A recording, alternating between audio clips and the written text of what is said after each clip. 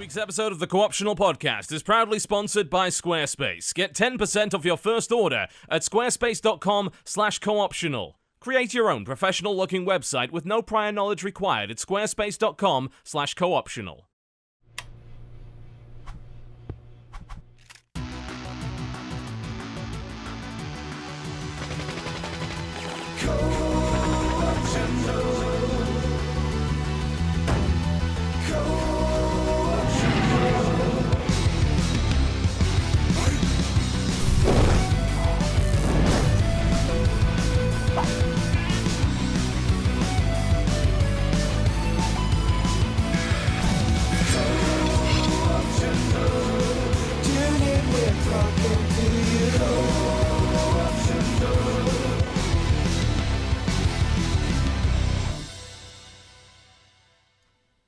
Ladies and gentlemen, welcome to the Co-optional Podcast. It is the 5th of May, 2015. I feel like we were just here, you know? Yeah. Odd that feeling, isn't it? I can't imagine where it came from, really, when you come to think about it. Not I sure. mean, really, it was only half of us were here. Yeah, that's true. Jesse was just lazy and didn't show, so... Cinco de Mayo. What? Cinco de Mayo. What about it? It's the day where American white people get super drunk and eat Mexican food. I'm sure it has other meaning, but we have destroyed that.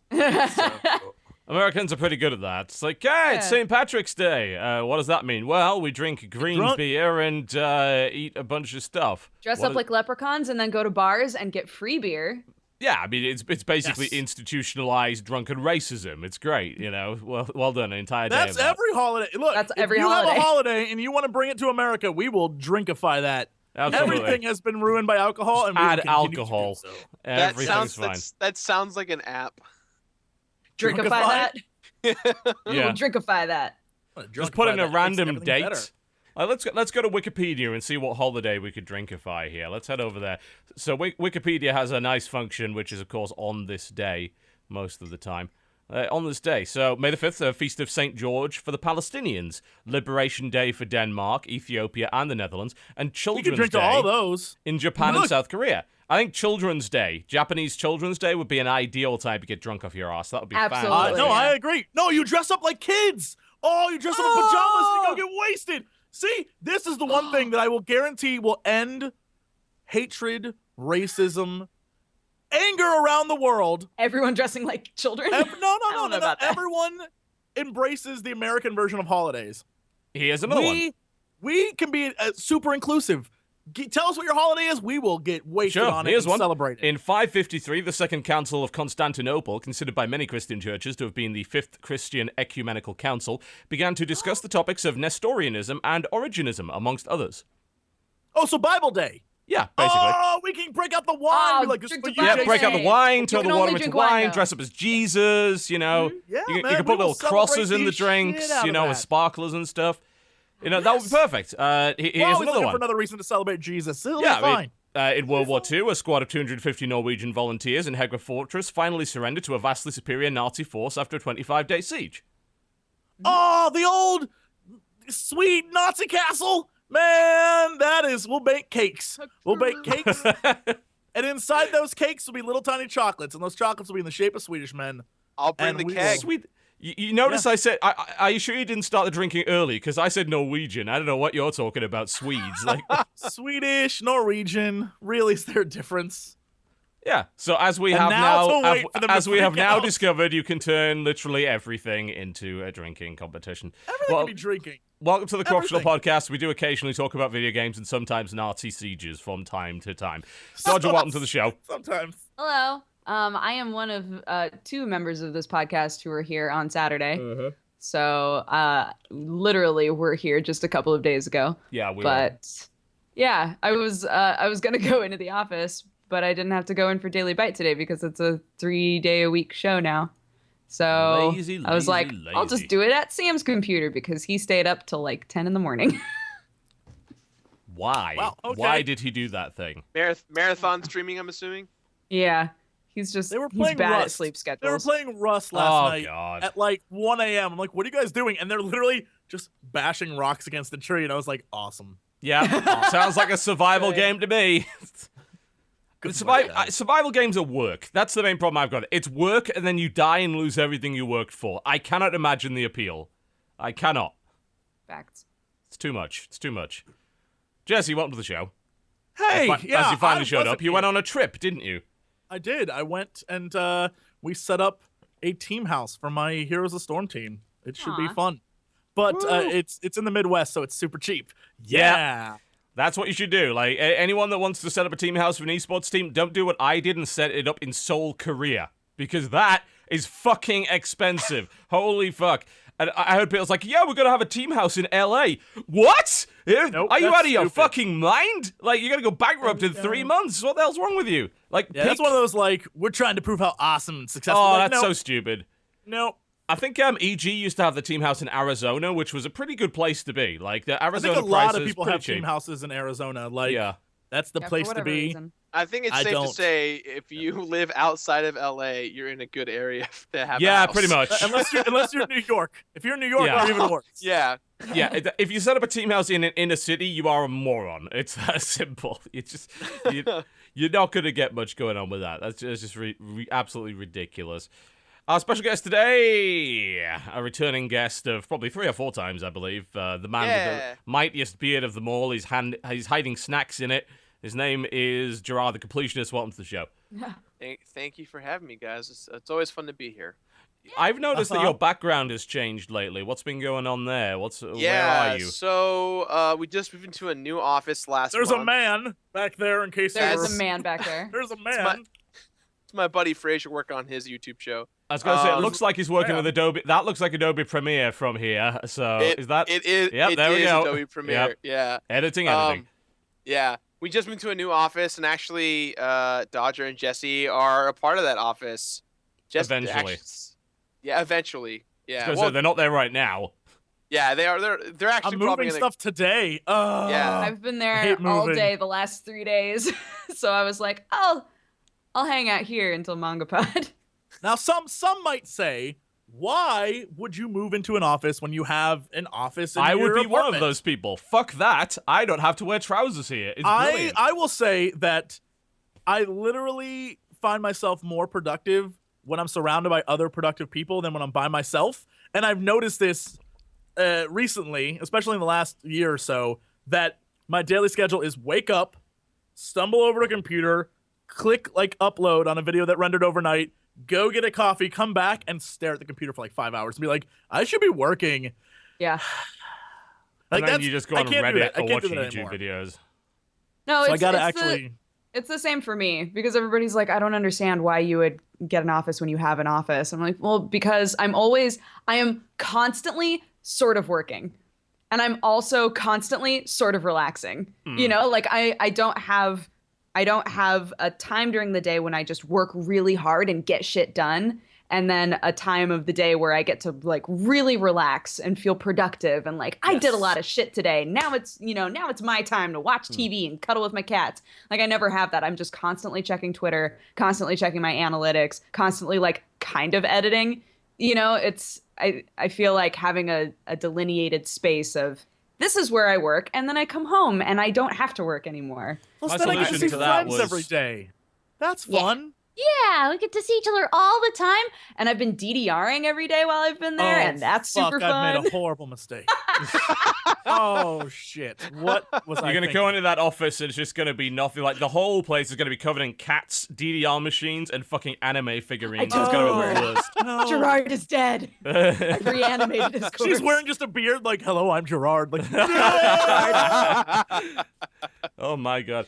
The way I fixed that, I used to have a similar problem. Then what I did was I took an 8 to 6 schedule, and what I did is I split it up into half-hour chunks.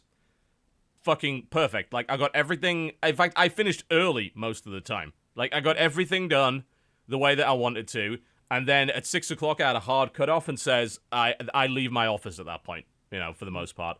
That worked for me pretty well. Like, lately I've been having this cutoff at 6. I'll go down, like, play a board game with the family or something, cook some food, watch some wrestling, you know, that kind of shit. That's worked out pretty well. But I think for those who haven't done work from home and haven't been self-employed, they probably can't necessarily relate. It sounds great, and it is for many reasons, but it's very easy to fall into this. I like to call it workatory, right? It's work purgatory, where you are kind of working and then you're kind of Constant not. Loop. And you make excuses. You're like, oh, well, I need to read feedback because it's important to my channel. So that's why I've spent the last 6 hours on Reddit. I'm like, no. It's like, well, I need to read the news, and Reddit's got the news. Yeah, it's also got cat pictures and all this other shit. So, you know, it's just a time vampire. You got to be careful. Yeah. You do. It's great. It's awesome, but still there are downsides to it, definitely. Yeah, For sure. we moved into a new office last year, and Davis from the Warp Zone and the Warp Zone guys were filming so often, and Jesse was coming over all the time to film. So earlier this year, I went to Jesse and I was like, "Hey, I think about getting a bigger space. Would you want to join?" And Jesse was like, "Yeah." And then Dodger found out about the extra room we had, and she was like, "Can I take it?" And I was like, "Absolutely." I need to get away from stripping right now. Oh no, yeah. I mean, like Why? both Sam and I would very openly say that has been a huge issue. Just being like, The sharing the office space. well, I know that you're streaming right now, but I need to upload a video, Yeah. and I was supposed to, film this thing, and he's like, but I need to do this thing, and just Yeah, that's a nightmare. It's I used really to bad. share an Don't office share an with the office with missus. somebody Yeah, else. that's who a also works terrible from home. idea. It's a terrible idea. In my last house, before even the last house, we had one office room. We shared it. We wanted to kill each other 2 months in, and eventually the missus moved downstairs and took over part of the living room as an office space, which was fucking stupid. Now we have our own offices in this place because it's a lot bigger. But Right. yeah, that bit of advice: never share an office with someone you love because that might change rapidly. Yeah. Just in general, don't work with your significant other. It will lead to actually It does don't lead to work with issues. friends. Oh fuck, we're dead. Definitely Never don't work. mind. Yeah, hang on a minute. Well, to the Corruptional Podcast, we do occasionally talk about video games. Yay. Video games. Video games. Those are things I used to play. Oh, Jesse also missed Lounge. I You missed did. everything. Yep, you missed a lot of fun with Lounge. Epic Spell Wars, it was great. Then we Spell had Wars people was complain fun. that we didn't use the app properly, and then that made me horribly depressed and not want to do the show again. So, thanks, guys, for that. Much appreciated. Thanks for crushing the one remaining fun part of my life. Great, thank you. Used to be Hearthstone, then you killed my enthusiasm for that, too. Fuckers. Do you want the last Go to the piece of my soul? podcast where we're all about to announce our resignation. Yeah, Thank I mean, you. my soul used to be in this. Like, look at it. It's empty. You see? There's water on it. I don't even know how the water got there. Look, that? there's nothing left. You took it all. I want You to took it know all. why you mailed your soul to yourself. Is like, dear self, here's your soul. You might need it one day. Yeah. Love Hopefully TV. it doesn't get lost in transit. Yeah. All right. Let's talk about what we've been playing this week. So, why don't we kick it off with Mr. Gerard? What you been up to? I only play games for my show. I just played Batman Arkham Asylum. I just completed that. Oh, that game's so fucking good. It was I haven't played, and I played Arkham Asylum and Arkham City, and Arkham City was just really overwhelming. It was huge, and I just couldn't get through it. But after playing Arkham Asylum and completing it, I felt ready to play Arkham City, and I need to do Arkham Origins, and I'm really excited for Arkham Knight now, just because of. Although I think, is Arkham Knight still Rocksteady, or is it a different company? It's Rocksteady doing Night. Origins wasn't done by those guys, which is probably one of the reasons why it wasn't quite as good. Yeah. It was still okay, but it was like, it felt like, I wouldn't even say a piece of DLC for City. It just felt like a not so good version of City, and it was buggy as shit on launch. So Oh wow. Okay. that wasn't. Yeah, good. I've been playing Arkham Asylum and Star Wars: The Force Unleashed 2. Oh never my run- god! You played 2? Oh, Yeah. You know, I was gonna say, you know, I like the original Force the Unleashed. original is pretty The good. second one's not great. 2? Oh my god! It's just a glorified DLC pack. Like, even at that, it's like, why? Well, the I worst mean- thing about it is the level design. Have you noticed how repetitive the fucking levels are? They reuse the same area over and over and over again. It's fucking terrible. Yeah, I mean, I'd actually argue that some of the levels are longer, but it doesn't matter if there's no level variance. You're No, just going they're all the straight the same. whole time. And there's only 3 enemies. You have the stormtroopers, you have the flying stormtroopers, and then the stormtroopers like the stabs and stuff, and then you have like the robot. But before you had like all sorts of shit. Well, you literally had TIE fighters. Like you could throw TIE fighters. Like TIE fighter came out, you just grab it with the Force and throw it into another TIE fighter. I liked the first one. I thought the first one was pretty fucking cool. Me too. Yeah, they really dropped the ball with the second one, and it bumps me out because that means that like, I don't know. I felt like the Force Unleashed could have been a really solid like progressive series if had it like been done correctly, kind of like Arkham Asylum, where it just built upon it. But it just they dropped the ball, and I got really sad realizing that like, well, I guess this is it. Well, on the plus side, it takes about 4 hours to complete, so it shouldn't take too long for your series. That is true. I definitely felt better. I did it on stream in one sitting. I just felt really good being like, hey, I'm pretty good at games again, I guess. That game is just like the same boss over and over again and all that kind of stuff. It's pretty depressing, honestly. Although there is the one thing I hated about completing that game was there's one challenge. Because I hate when games have challenge modes. They're fun to play, and it's a great way to extend your experience. But sometimes there's just that one challenge where it's like, you have to beat this level in 30 seconds, and there's only enough time to do it in it's like you only have enough time to do it in 32. Figure out what you have to do to be better, and then you're there for doing the same thing over and over and over and over again, and you're like, well, I give up. I'm done. That is, I don't know if you guys were into like the Rock Band, like loved it. The like high score scene. I don't know what you would call it. Used to be with Guitar Hero, yeah. The douchiest, most unacceptable like form of what Gerard was talking about. There was a song that I had the high score in because I was like, I had a band. We were called Circle of Jerks. We were wonderful, and we. Well done. Thank you. Good. Yes, and I like we were like really, really good, and we had the high score on like several songs. And for a while, like we'd be on the number one, and then people would pass us. And we're like, how is that possible? We played perfect. So we went back in the song, and we found out that there's certain times that if you press your like star power, like at a certain point, you get more points overall. So we're like, yeah, you have to do so we just have to optimally. game the system. Yeah. So we did. It was the same with Guitar Hero.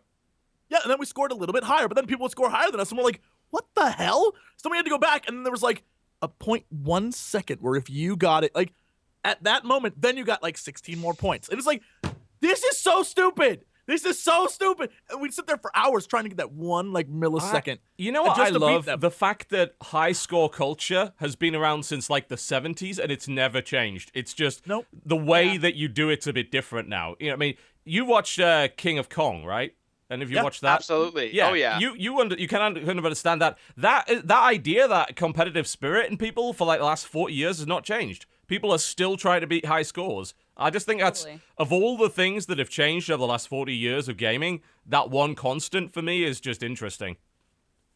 All I'm saying is I feel like they just should have said it, Ed. Like you can only get 1 million points. You can only get 1 million points. That's it. That's the highest. But 1 million, like 16, like that's not fair. Some asshole found the one moment. He was like, beat your mother. Like, no. Yeah, but it kept you playing the game, didn't it? That was a year and a half of my life. Exactly. There you go. That's why. Are you looking forward to the new one? Good. They announced some details for Rock Band 4 now. I have all my damn instruments upstairs waiting to move into the office. I'm ready. I'm good. I am good to go. They're backwards compatible, aren't they? Yeah. Yeah, they're actually going to do it. That was hilarious. Guitar Hero comes out and said, yeah, nothing's backwards compatible. And Rock Band's like, yeah, you can use your old shit. It's like, well, totally, someone just won. Yeah. Pulls out the closet. I am good to go. Yep. Hey, man, you got your drummer right here. I got your back. I'm ready. Let's do it. I really feel Rock Band was always the fun series, and Guitar Hero got too serious, and it became all about score attacking and about songs that were more painful to play than being interesting. So I'm up for Rock Band 4. Apparently, you can sing 3-part harmony now, kind of like the Beatles Rock Band. So that's kind of neat. So we'll see. And they've actually been working with modders. This was an interesting story. They announced that there's a mod scene for Rock Band and also for Guitar Hero, of course. It's been kind of around for a while. And they worked with modders to bring some of their like harmonies over to the main game because apparently they were so good. They said, we can't do better than this. So they actually contracted them to work with them, which I thought was really cool. That's awesome. Yeah, it's really, really awesome. I'm really kind of happy to see that they've done that because some of those charts, I played some of the custom charts, and some of them are really good. really genuinely good. I used to do it with the PlayStation 2 version. What you did was there was you bought a loader, which was like a spring-loaded thing for the PlayStation 2. And what you could do is you could then load a custom disc, and it would replace songs with different charts, with new songs. So you could play like Darude Sandstorm and stupid shit like that. And it was all modded charts and everything like that. So it's really cool to see that move from what was basically kind of weird pseudo-piracy to an actual legitimate thing. Because these guys worked really hard to do great charts. So, cool. Awesome. Yeah. Someone modded Guitar Hero. Guitar Hero 3, I think, was one of the most modded Guitar Hero games because it was, like, one of the best. And I actually agree with that in terms of like Guitar Hero series. I thought 2 was better personally, but that's my personal opinion. 2 had better songs. Yeah, 2 had better songs, but Guitar Hero 3 had the hammer-ons perfected finally. Like they were janky in the first one, improved in the second, but the third one you actually got the hammer-ons correctly. But there was like System of a Down mods. There was Slipknot mods. Like a bunch of guys just came together and just did a bunch of heavy metal band mods of Guitar Hero 3 for the Wii. And that I loved those playing in college. It was so much fun. Yeah, it's interesting. But I'm looking forward to Rock Band 4. I'll definitely be picking that one up. I probably won't. I don't. We already talked about the new Guitar Hero, and like most of us just said, we don't like the new style they're going for. We don't like this whole, they're using real actors. It's like, no. That's not only creepy as fuck, but it's not going to be interesting after a couple of times of seeing the same shit. You might seeing the same crowd boo you over and over again. Like, all right, I get it. Mm-hmm. I mean, at that point, it's like Guitar Hero's kind of making a meme out of themselves. You might as well like Life Hero. It's like you at the laundromat, and it's just like everyone around you's just like, yeah, good job. That is pretty much what happened after after release of Guitar. Like those videos did exist. Like I'm at the laundromat. Woo! Yeah. Oh yeah, I saw those ones. Speaking of interesting gaming videos, did anyone see the Punch Out Mayweather video? Yes. Perfect. Yes, so good. So good. Loved it. It was fantastic. It took the piss out of absolutely everything about that fight. I mean, I've never cared about boxing, but I watched a bit of that, and I'm like, this is why I don't care about boxing. This is why I watch pro wrestling. That was like, it's one of those things where I feel like that might have been the except. Like, this was a fight that I feel like was an exception to the rule in every way. Everyone wanted to see it. Everyone was interested. And when it finally happened, it was a massive letdown. Like, the two of them, it was dancing. It was horrible. Everyone was like, just do something. And then afterwards, like, well, my shoulder hurts. Oh, I had to do this. Well, apparently Mayweather, and I don't know much about boxing, but apparently Mayweather is that guy. Like, he's a technical, super defensive boxer. And that's why he's never lost. He wins on points, and he's boring as shit to watch. That's what I'm told. Yeah, and so now they're talking about, like, we're going to have a rematch now. Like, oh, my God. Fuck off. So, because they needed more money. They only made $400 million off this fight, you know? Yeah, like, after the fight, they walk away with $100 million, plus then they get paid all the royalties and all the... They made so much money off of that, and they didn't have to do jack to get it. Those men that should have been blood sport. They should have beat the crap out of each other. Then you take your money, you pay your medical bills, and you keep what's left. Yep. None of that. Oh, boo. Yeah. Boo. Well, I mean, WWE has been pretty shitty lately, but it's still way better than that fucking crap, so I'll watch that.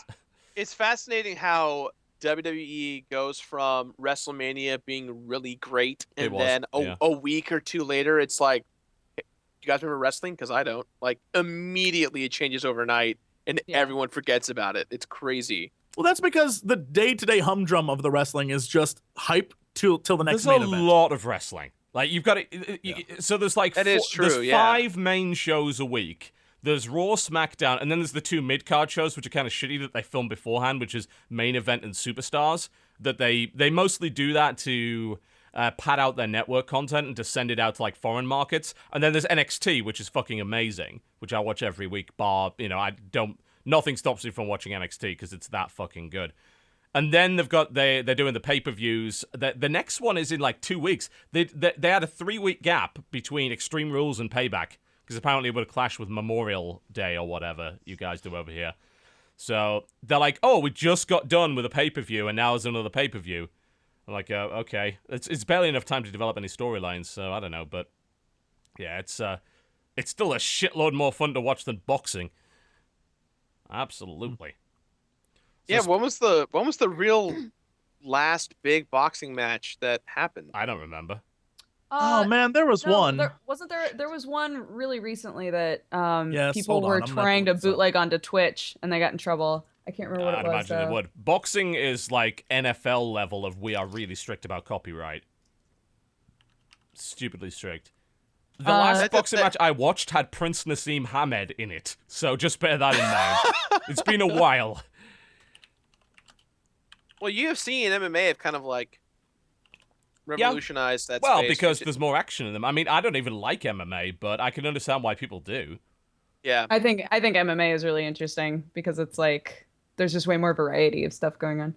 I do like the fact that they've got a very viable women's division. That's fantastic. Like, Ronda Rousey is just an amazing woman. Like, incredible skill. There's no doubt about that.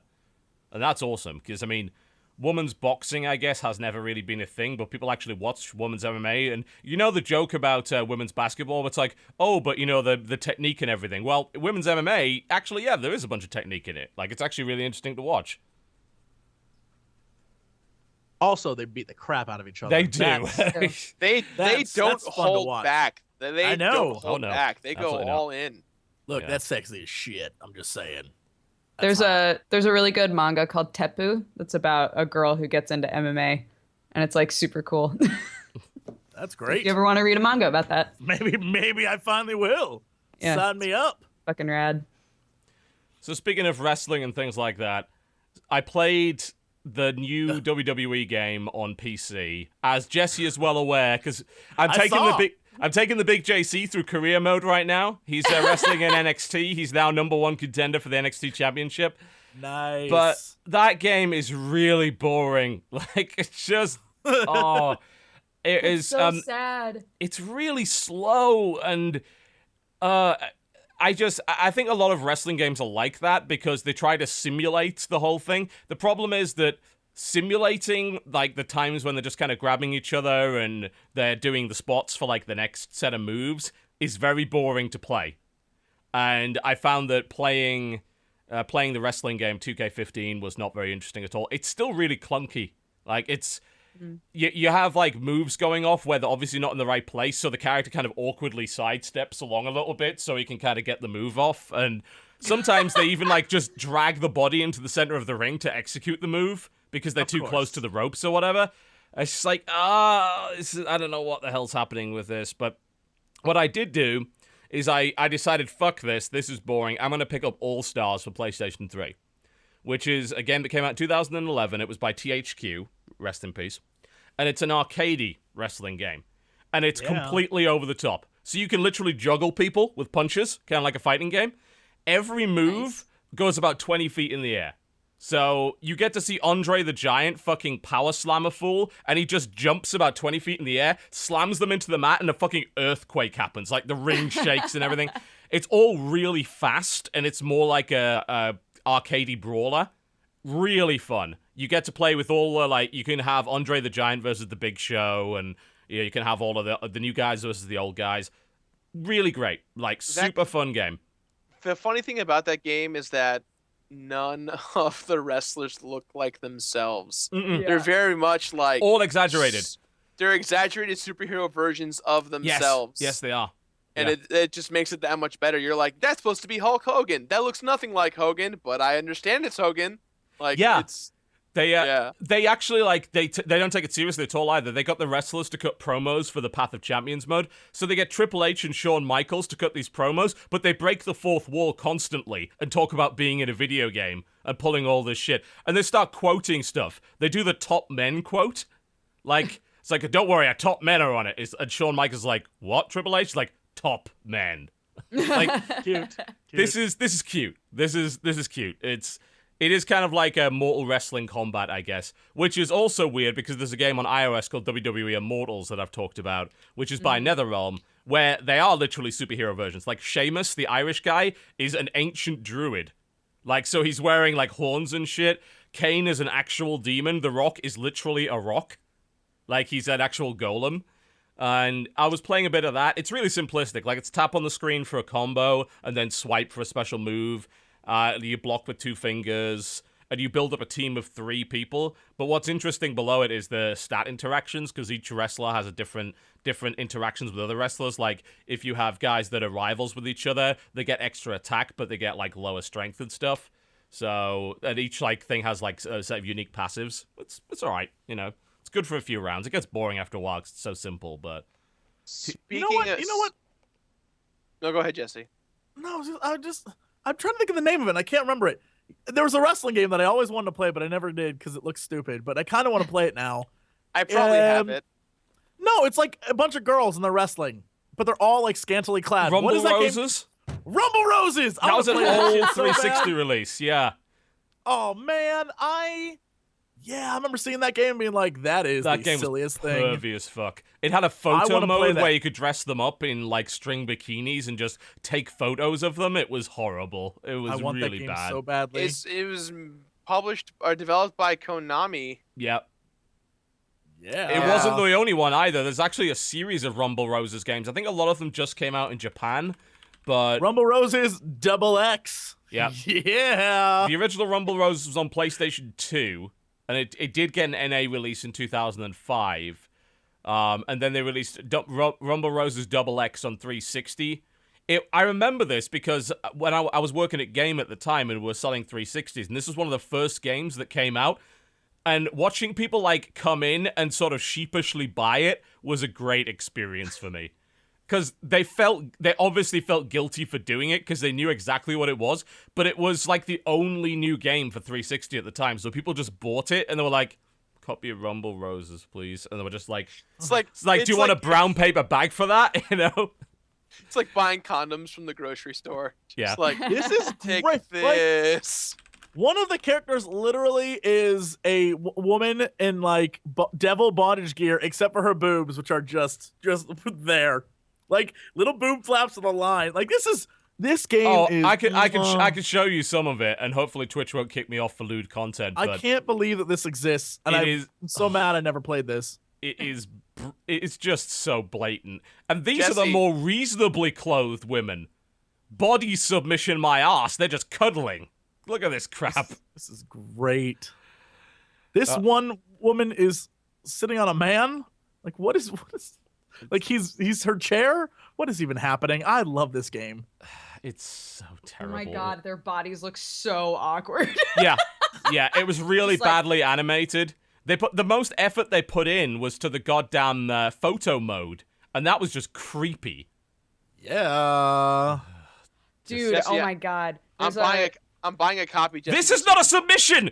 They're just kissing. This isn't a submission at all. Look at this shit. They're just I like how humping one of each the other. girls, her name's Dixie, and she's dressed up like a cow, and one of her moves has to do with milk. I'm just saying that is the best. 'Cause it is. This is, you know what, Japan? Every time I think you're crazy, you come up with something wonderful like this, and I just love you. There's Jesse, I'm crazy about this. I'm buying this, Jesse, for multiplayer mayhem. You go do that. I'm sure you'll get the views on it. Look at this photo. I like all the derp photos people are taking from this game because they're all hilarious. Like, it's clearly a poorly made game. Oh yeah, There's it's no really doubt bad. about this. Oh my god, the Super Best Friends did a WrestleMania on Rumble Roses. That's probably funny. I'll have to watch that. So I know that the Super Best Friends do a bunch of. She's in a nurse's outfit. What the fuck? That's the best type of wrestling. Oh my. And purchased. You bought it? Oh god. Bought excited. it for $12 off of eBay. Nice purchase. God damn. I do like the fact that you can pick up a guitar and just fucking beat somebody with it. I'll give them that. That's pretty funny, but Jesus Christ. This is great. Killer move. never- Yep, she's humping man. her again. What's with this? That was literally an AA. That was John Cena's move from fucking WWE. Oh, This is- obligatory panty shots. Yeah, okay. All right, that's quite enough of that. Thank you very much. This is amazing. Jesus God. It is Wow. so badly, like, everything about this game looks like shit. Yes, it really does. Oh, We're gonna- we're best game. We're going to bring it back into Resurgence, Jesse. Oh, That's my gee. plan. That's my plan. Multiplayer mayhem will get Rumble reached out to Roses from XX. Konami. Oh. Look, Konami, you guys, if you want to send us any posters you have laying around, any of those giant life-size cutouts you have, I'll put them in my office. Those body pillows that you were obviously selling with the game, any bottle, anything that you didn't get to sell, send it my way. Oh my gosh. At the new office, poor sweet Santel was like, he was making a joke about me having body pillows shipped to myself. And then he was like, but it's not like you would have any body pillows. And I was like, yeah, it's not like I would ever buy body pillows. If any human being had body pillows, I think it would be you. So speaking of erotic gaming, Dodger, what have you been playing this week? Let me guess. A bunch of crazy, pervy shit. Over the last couple of days. Probably no, not. I was going to add into this conversation when you were saying that like the only good part of that game was the take photos of all the hot girls mode. There's so you know all of those really terrible browser games for different battle anime? Like there's Bleach Online and One Piece Online and all those. Not They're specifically. They're just fucking terrible. It's like, oh, now you're gonna play this random character in the world, but it's one of those things where it feels like it's made for like a mobile platform because all you have to do is just keep pressing enter, and it's like go to the quest, enter, do the fight, enter. So it's a cow fight, clicker, enter. basically. You did the fight, you won, enter. Like you literally don't have to do anything in the game, right? But I remember when I was trying out Bleach Online just out of morbid curiosity, and there's a whole mode where you can get all sorts of extra stuff for your character, but it's you go to like look at one of the girls from the show, and she's just like hanging out, and it's like you play like this weird game where you just keep hitting enter, but she like loses more and more clothing. What? So there's that. Bleach Online, everybody. It's a fucking terrible game. I am currently watching this looks like a really bad RPG maker. Wow, you literally do nothing. You don't do anything in this game. No. Main task complete, auto-pathing to submit task. You don't even have to walk to hand in the quest, it auto-paths you there. It does everything for you. What the fuck I is don't this understand shit? what the point of the game is. I really, really don't. And I never lost a battle. I got to like, within like a half an hour, I got to level 40 something. It just like... You could have a dunking bird. Here's an experiment. Here's a video for you, right? Start off from level 1, get a dunking bird to press enter, and film the dunking bird and do a time lapse and see how much you win. Like, I want to see that. If someone wants to make a video of that, that would be really fucking funny to watch. Hey, that's some Kotaku material right there. They're stealing the idea immediately. Well, no, the Kotaku material is they find a YouTuber that did it and then link the video, and that's the Kotaku material. Roasted. Well, So that's not really like a big sin, though, is it? Like, it's not like Reddit doesn't do that. It's just Kotaku was smart enough to monetize it. You know, I'll give them credit for that. But in terms of games that I actually played, I played a demo for a game called Loop a long time ago. Loop. Yeah, it's a little puzzle game, and it's got like rain sounds in the background, and the full version of it came out, so I played that. It's on like a, pay $5 or pay a little more if you want to like donate to the creator sort of a platform. And so I played that on stream, and I was like, yeah, we're just going to chill out, play this really relaxing puzzle game. It's going to be so nice. And by like the 5th puzzle, I was like, fuck this fucking game. I can't figure out this fucking puzzle. And I wound up like playing Death Clock really loud in the background while I was playing it, just like so angry. But it's kind of hard to find. Wait a minute. Let me, Well, it's called Loop, which means it's impossible to find on YouTube. I can't find any footage of it. Yeah, it's Loop, a tranquil puzzle game by John Cullen. Is it Loop as in L-O-O-P, or is it?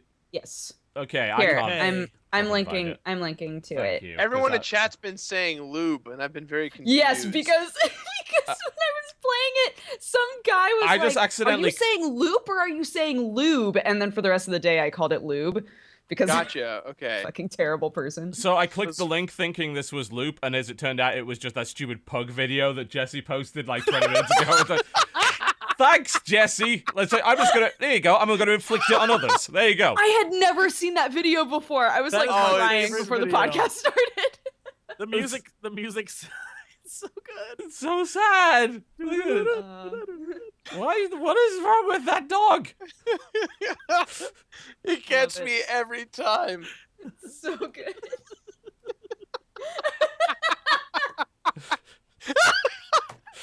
The final reveal.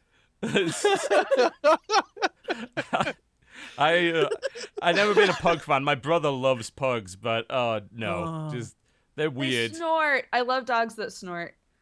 Oh, There is- you like our Akita then, because that's literally all So he fucking cute. does. There's Dodger. I need to. Yes. There's a woman in my apartment complex who has a dog that may be a 500-pound dog, and it's this ugly pit bull, but not pit bull, bulldog. But it can't. It can barely move, and it's like, and it takes like 5 minutes to get from the walkway up to the apartment, and she has to sit there and wait for it. And the dog's like, it is the cutest, most disturbing thing you've ever seen. You're like, Aw. oh, that poor dog. It's like, it just falls over when it gets to the elevator, just lays there. It's so funny. Oh, sweet puppy. I keep thinking about taking my fat cat Sherlock for walks. And Sam was like, you literally, I mean, people walk their dogs out here all the time. So when exactly are you planning on walking your cat? I was Also, walking cats is weird, and you shouldn't It's do it. weird. Yes. I agreed. don't think I've He ever doesn't- seen anyone walk I mean, a cat. like, if your animal needs exercise, then exercise it, right? I don't think that there's anything weird about that. It's just that people don't Everyone walk in cats. the world would be like, "Are you walking Walking a a cat?" cat? And I don't care. There was a guy on my campus who used to walk his cat every day, and it was real cute. Okay. I know Sorry, some people do it, but I had to talk about this real quick because it's a weird thing I saw today. So on the way to the office, I saw like a woman on the side of the road just like jogging, just normal woman, no big And deal. it turned out she was a dog? No, she was actually a cat. No, she was a I- cat. Oh, Yeah. I was just driving by and I looked back at her and she was wearing like a Santa hat and a Santa beard and just kept jogging. And I wanted to pull over and go, "Can you explain why you're jogging in like perfect sunny weather with a Santa hat and beard?" girl, But I don't know what you're on right now, but you gotta stop. You It's- gotta no, turn around and go it's home. made- No, May the what you 5th. do is you ask where she got it and whether you could get some, because that sounds some good shit right there.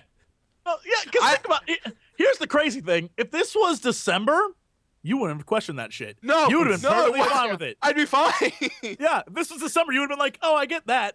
But because it's May, you're like, "That's weird." That's some messed up shit Yeah, right that there. was the That's most so messed up weird. thing about it. The fact that it was the wrong time Maybe, of year for jogging maybe in Santa she's one outfits. of the drunk Cinco de Mayo white people. Or Nazi Siege Day, you know? At She was doing it at for Nazi 9 Siege Day. 9 a.m. Yeah. Cinco look, de Mayo. You You start clearly- as you early clearly as were you getting can, all man. those You guys gotta... during drink Cinco on de Mayo. Cinco de Mayo. Cinco de Mayo, it starts early, my friend. Midnight Tequila the when you previous wake up. day. Yeah, why waste Yeah. hours in the day that could be spent getting completely wrecked?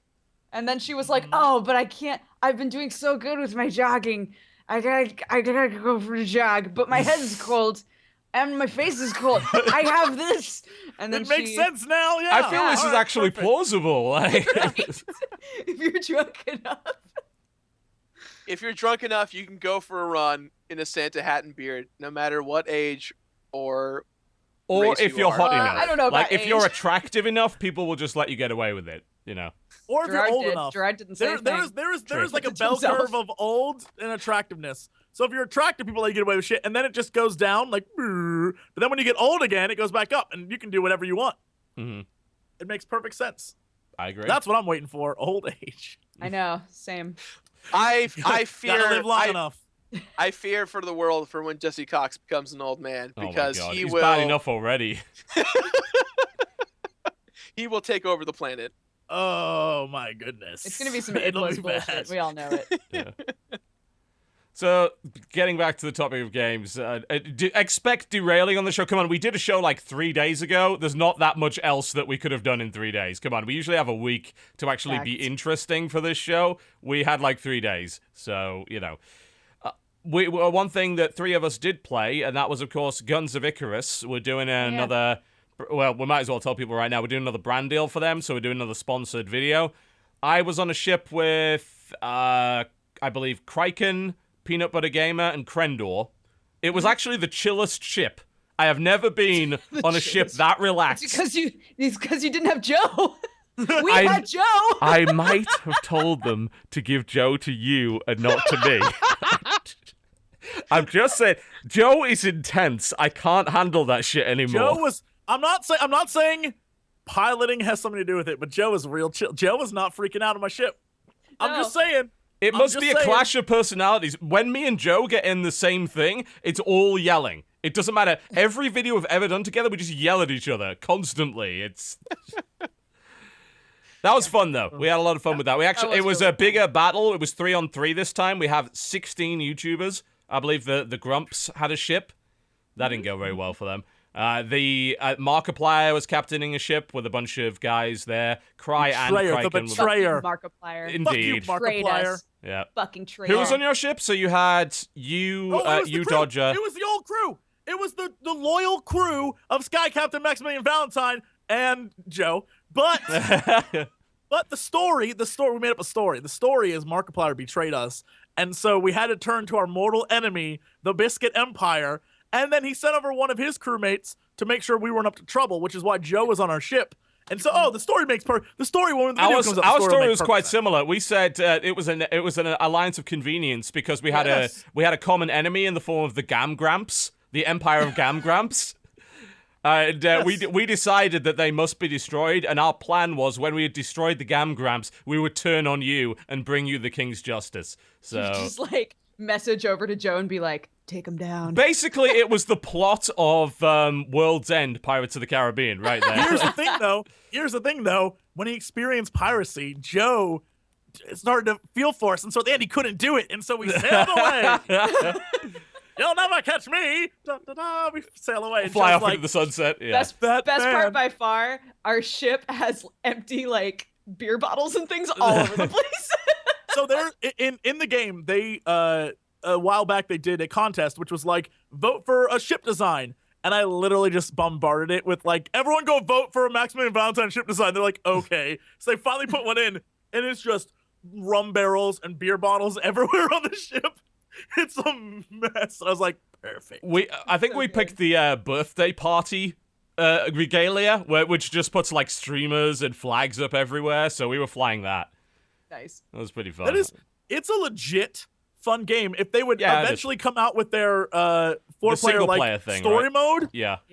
make that happen already. That would be the co-op. I think the co-op's going to be great, and obviously we're all biased because they threw a shit ton of money at us. So just bear that in mind. But outside of that, like I think that game is so fun. 4-player co-op for that and going through PvE missions, I think would actually be the shit. Like as with your own crew, that would I think be great, and that's what they're doing right now, isn't it? That's that's their Guns of Icarus adventure mode thingy that they're working on right now. So I like that game. The concept's great. You're a crew of an airship, and you all have like it's fantastic. They just need to make that not single player, but adventure mode. That new gun is annoying as shit. They put a new gun in the game, which kind of knocks your ship around. Oh, fuck that gun. Like, that was the worst. Yeah, tiny ships get wrecked by that. The Spire, though, was just like, sorry. It's just too fat. You can't do anything to it, yeah. Oh, we had nightmares of that fucking Spire. Oh, God, don't even get me started. Yes. I'm not saying their dev team was very, very good. But they added a trinket for me, which reduces the damage you take from ramming someone. So I'm like, prepare for ramming speed every possible time. Just smashing into people. It was great. There were so many good moments, but unfortunately, the Steel Butterfly is the weakest ship in the game. And so every time we be in combat, we're like, a bit, nope, we don't. Yeah. And what ended up happening is we followed you in. Like, shoot the shit out of somebody and then be like, we're leaving. Goodbye. We followed you in, and then because you're the fastest ship, you snuck away, and then we're like in the middle of 3 of them, like, fuck. Every time we played, we'd start off and we'd be really ballsy, and we're like, we got this. We'd die once, and at that point it was like, we're never dying again this map. So we'd always just fly in and run every time. There was one time where we died twice in a map, and it was literally like, where is our team at? And we look at the map, and everyone's just gone. Like, we don't even see you on the map. We're all just like, dead. What is happening? Yeah. Oh my God, I love that game. That game's a ton of fun. Yeah.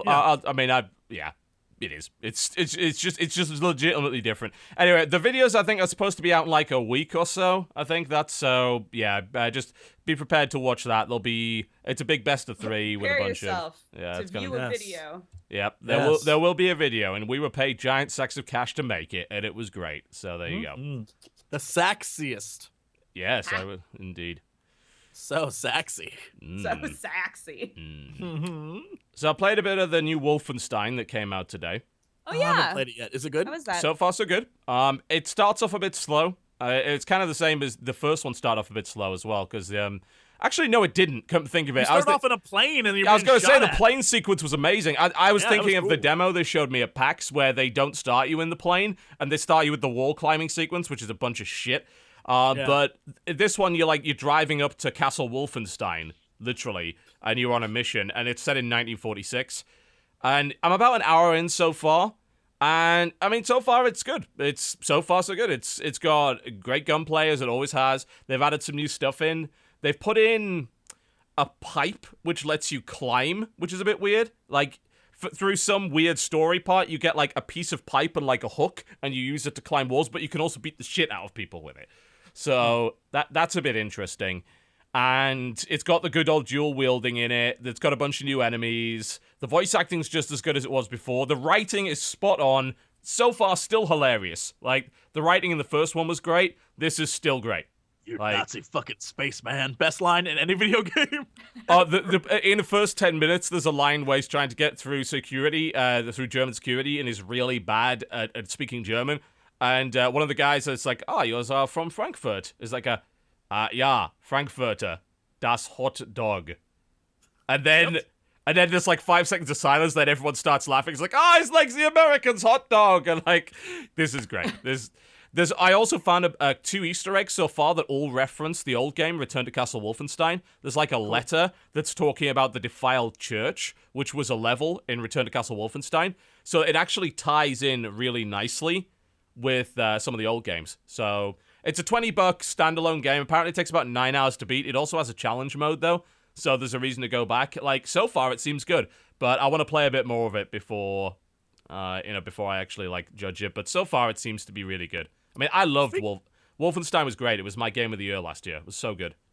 Speaking of Bethesda, is there any truth to the rumor? I haven't been like internet surfing in a few days, but it's been blowing up in my email box. Is there any truth to this rumor that Bethesda at E3 is booking space for like an RPG? Like they're on the list of RPGs?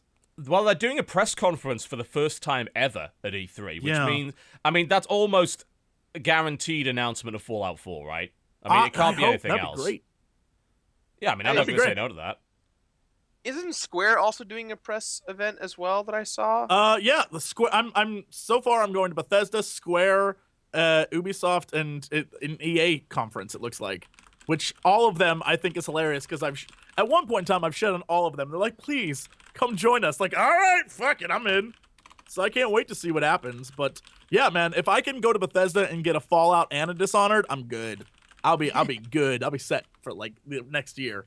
I'm looking forward to all that. So. I would be very happy to see a new Dishonored. That's definitely, I mean, that was a fantastic piece of original IP. That was so good to watch because I loved Arcane for Dark Messiah of Might and Magic, which I think is a completely underrated game. And it's mostly their fault because it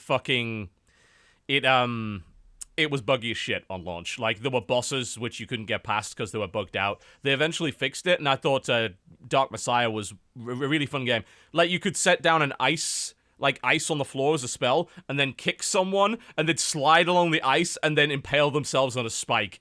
It was awesome. So much fun. And all the voice acting was so fucking bad from the enemies.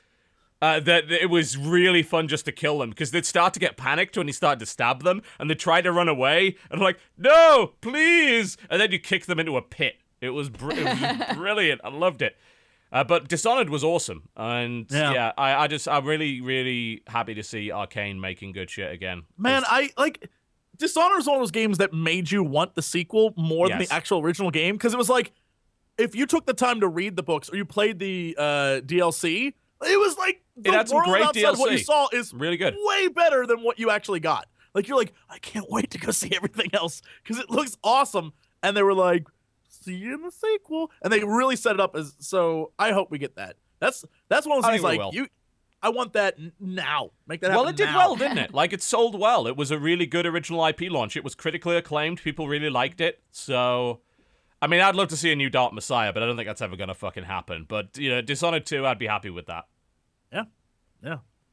I don't Very know. cool. If we get a Fallout game, that should be interesting. I'm trying to think what other Bethesda IP. I mean, Well, bear in mind they're also publishing a lot. Like, they published Wolfenstein. So I hope that maybe we get a new announcement for another Wolfenstein game. I'd be happy with that. I just love the fact that Wolfenstein came out, sold millions of copies, and was a single-player only shooter. And people fucking loved it. Because it's very rare to see that.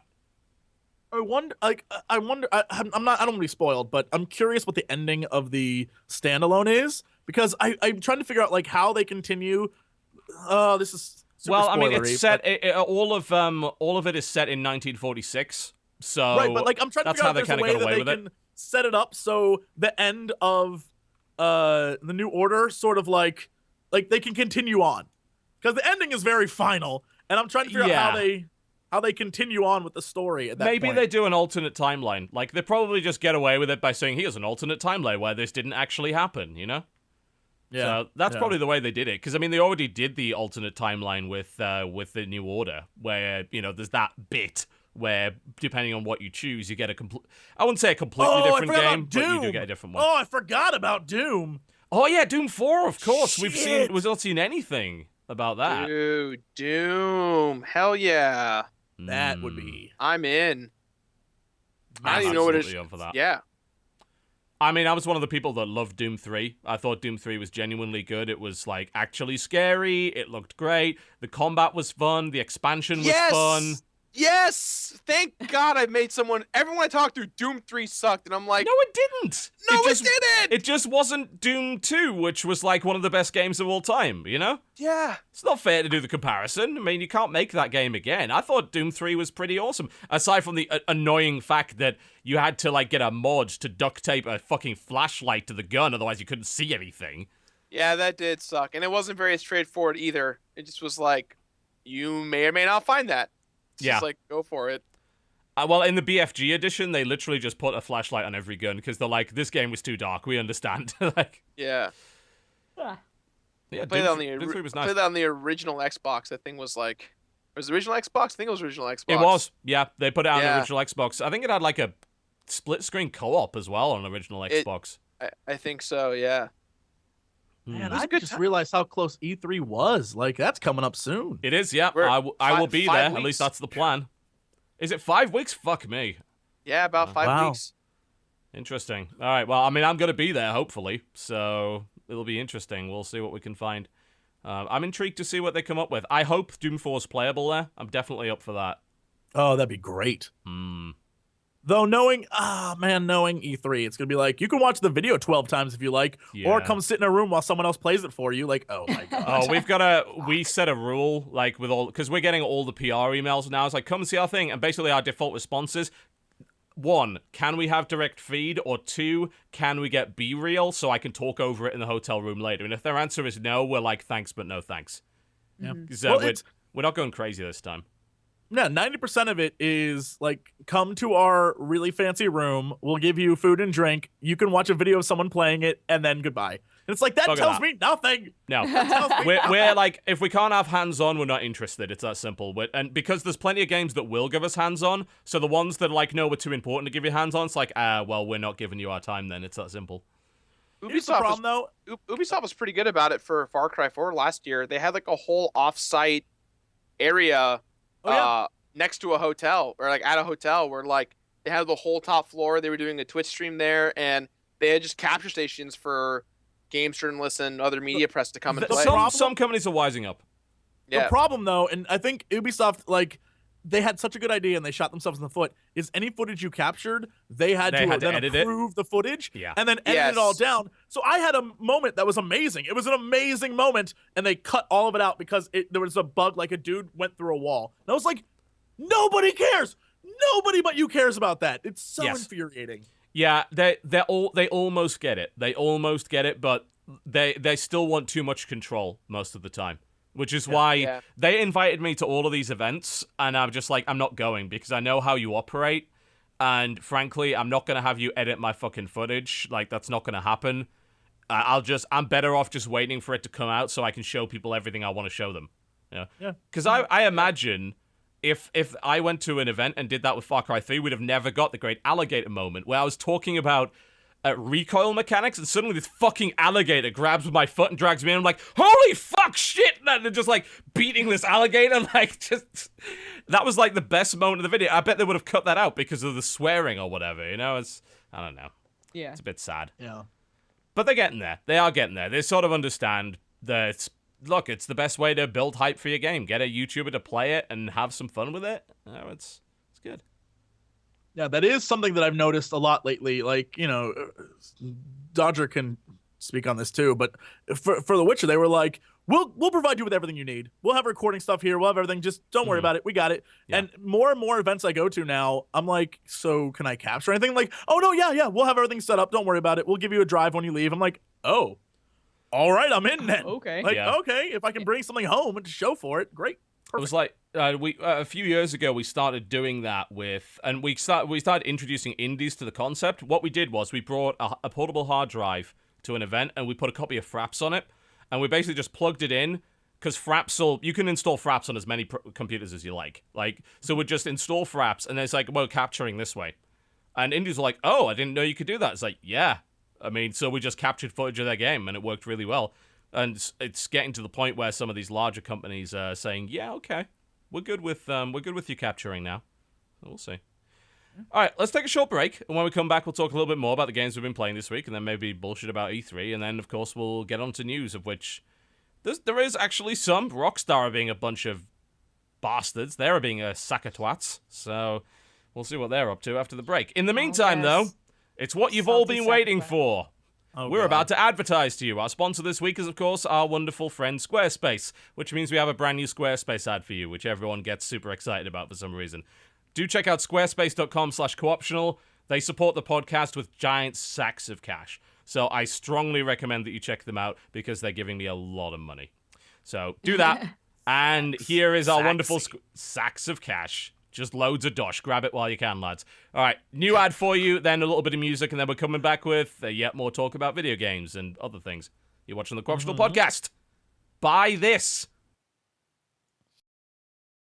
Stripping, you seem a little down. Oh, it's nothing really. I just feel like I'm living in Dodger's shadow. Well, why's that? She's got this monopoly on the anime dating sim market. It's obviously a subject I'm really passionate about, and I just can't break in. It's left me unfulfilled and potentially homicidal. Wait, what? Very idle. It's left me very idle. Not getting anything done at all. I need to strike out on my own and, make my mark in this lucrative industry. Well, it seems to me like you need some brand promotion. Have you considered a website on Squarespace? Kidnapping my competition, you say? Sorry, I must have misheard you. Can you Kick repeat? back my competition. A website's perfect, but Bulk the Bunny's 5 Ultra Edition's taken up all of my time, and I can't learn web design as well. Well, fortunately you don't have to. Squarespace doesn't require any experience at all. All you need are a few good ideas and Squarespace will do the rest with a simple yet powerful interface. Why not sign up at squarespace.com/cooptional and get 10% off your first order? Oh, it's actually perfect. All I need to do now is stuff her in a box and ship her off to a remote island with no chance of rescue. What? Actually, I don't have an excuse for that one. Hey guys, what's going on in here? Nothing, dear. Love you. Squarespace. Create your own website and promote yourself in a sane, legal, and not at all psychopathic fashion. Squarespace helps you create a professional-looking website with no design or coding experience required. Get 10% off your first order and support the Cooptional Podcast at squarespace.com/cooptional. Dating sims, Dark Souls, or role-playing a catboy on the internet. Anything is possible with Squarespace. Just please, use your newfound powers for good. Hey, honey, come see this ravenous bear. What? Luxurious hair. It's, my hair's gorgeous. Moroccan oil. Those guys have issues. Squarespace. Build it beautiful. Ladies and gentlemen, welcome back to the Co-Optional Podcast. Hi. Did you like the shilling? That was pretty good shilling. You know, Yeah, I was talking enjoyed it. with Dodger that I like that Sam has a I'm acting but not acting accent. It's not how when he's around us, it's not how he normally sounds, but it sounds like he was a very laid back. It was very good acting. It was very laid back, like British. And then it was good. It was good. And then she Yeah. explained that's how he sounds in real life. And the voice he puts, Well- he's like Batman. The No. The Bruce Wayne he has for us is fake. Really, that's what he sounds like in real life. No, what I was saying was that the accent that he has in that ad sounds more like his accent when he's been around his family a lot, like the accent that he grew up with. Mm-hmm. But he doesn't have that accent as much anymore, unless he's been around his family a lot. It's a very Southern English accent, very much so. But I don't know, man. He's got a good acting voice. Like the delivery maybe wasn't quite there, but some of those lines were like, yeah, I'm almost convinced he was actually trying to kill you. Oh, I think he might actually want to murder his girlfriend. I don't know, possible, just throwing it out there. I mean, look, who doesn't from time to time? Right? Jesse, how long have you been dating and you're already feeling that way? That's dodge the subject. It's a love thing. Yeah, love and hate are two sides of the same coin, The same Question mark? sexy coin. This is getting dark quickly. The same sexy coin. The same sacks of cash coin. So yeah, what are we talking about now? Like E3 news? Well, we'll get Are there any we'll other get to games? news in a bit. Yeah, well, I mean, I played a new board game, which was What kind of did you cool. play? I played a game by the name of King of New York, which is the sequel to King of Tokyo, which is the game that I played on King of Tokyo's tabletop. fun. Yep. Yeah. King of Tokyo's the problem. So the problem with King of Tokyo is a really good gateway game for people that don't play a lot of board games because it's Really simple to pick up. It's really Yeah. fun. The theme's good. The problem is there's only one optimal winning strategy. Yep. So, which is not to go into Tokyo at all, basically. Like, it's actually to immediately leave Tokyo, because every time you enter Tokyo, you get bonus points. So you enter Tokyo briefly and then immediately leave, and you keep doing that over and over and over again, and basically that's the way to win. So what they did was they decided we're going to try and fix that with a new game called King of New York. And the way they fixed it was really interesting. That's a dog. What is that dog? It's a dog. Isn't he cute? It's running away. Bring it back. It's not a cute dog. Bring it That's back. not a JJ. cute dog. Yeah, Sit down. Look at that thing. Can you bring back JJ? They Bring want the to dog see back. JJ. Hey, What did I JJ. JJ? That's amazing. you're so cute. Hi, JJ. Hi. Oh, hi, buddy. It looks like the dragon from Neverending Story. Holy shit! JJ, there's like 15,000 people watching you live on camera right now, buddy. It's a great dog. Look at it. It's amazing. Can you just move his mouth and make me like, "Come with me, Sebastian"? There you go. Awesome That's dog. one. That's one of our awesome office dogs. We have another one. If you want to distract me from my particular topic, just bring a dog onto the camera. That will generally do it. It's like, dog! Puppy! Sorry Anyway. about that. King of Tokyo. Yeah, King of Tokyo, King of New York.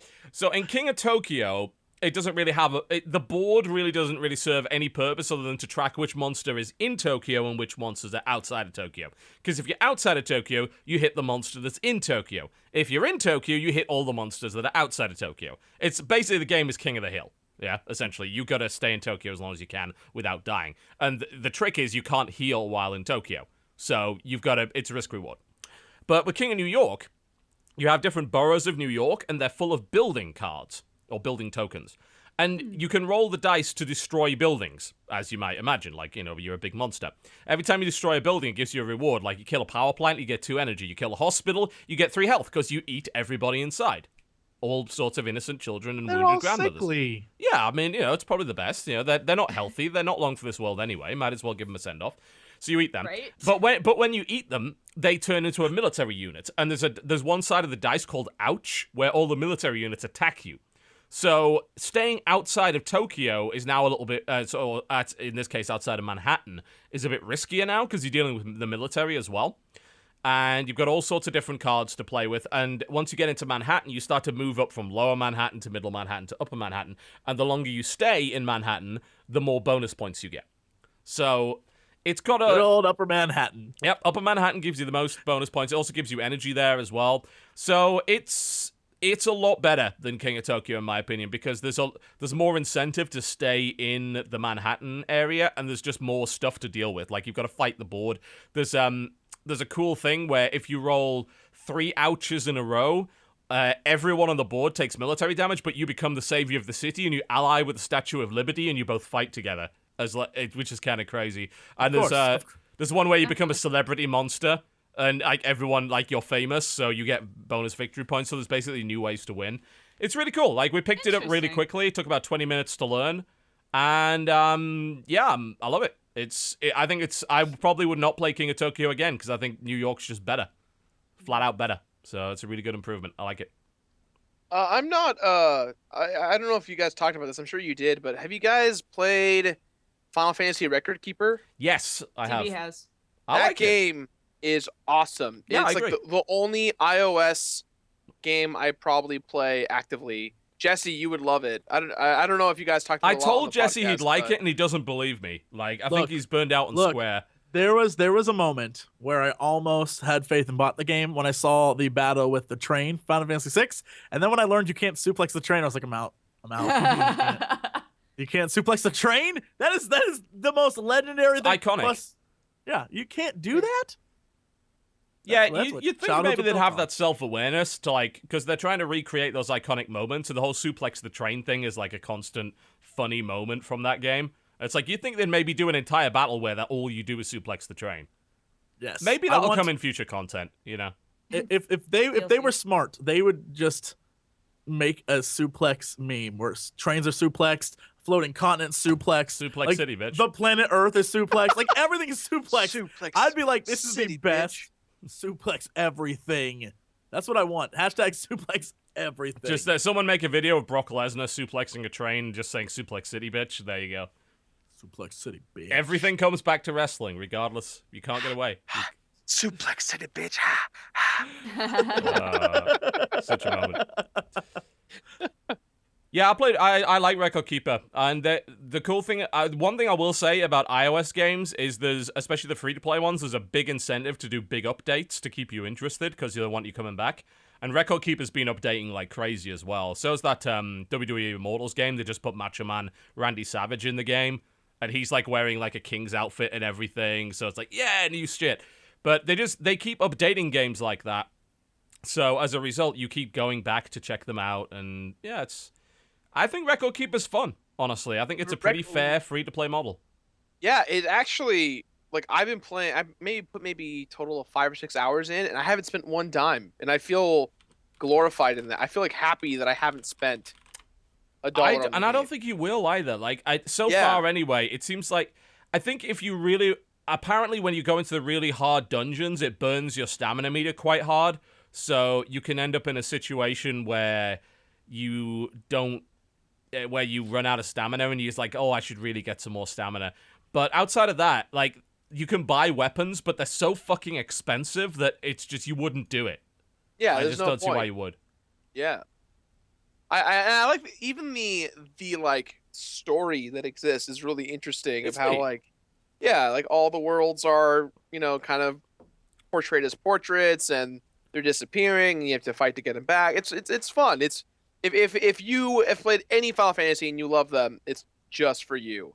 And I'm actually excited because when Nintendo did the whole like, oh, we're buying DNA, I was like, okay, I don't really care, but DNA developed this game and it actually made me, I'm now more hyped than I was before.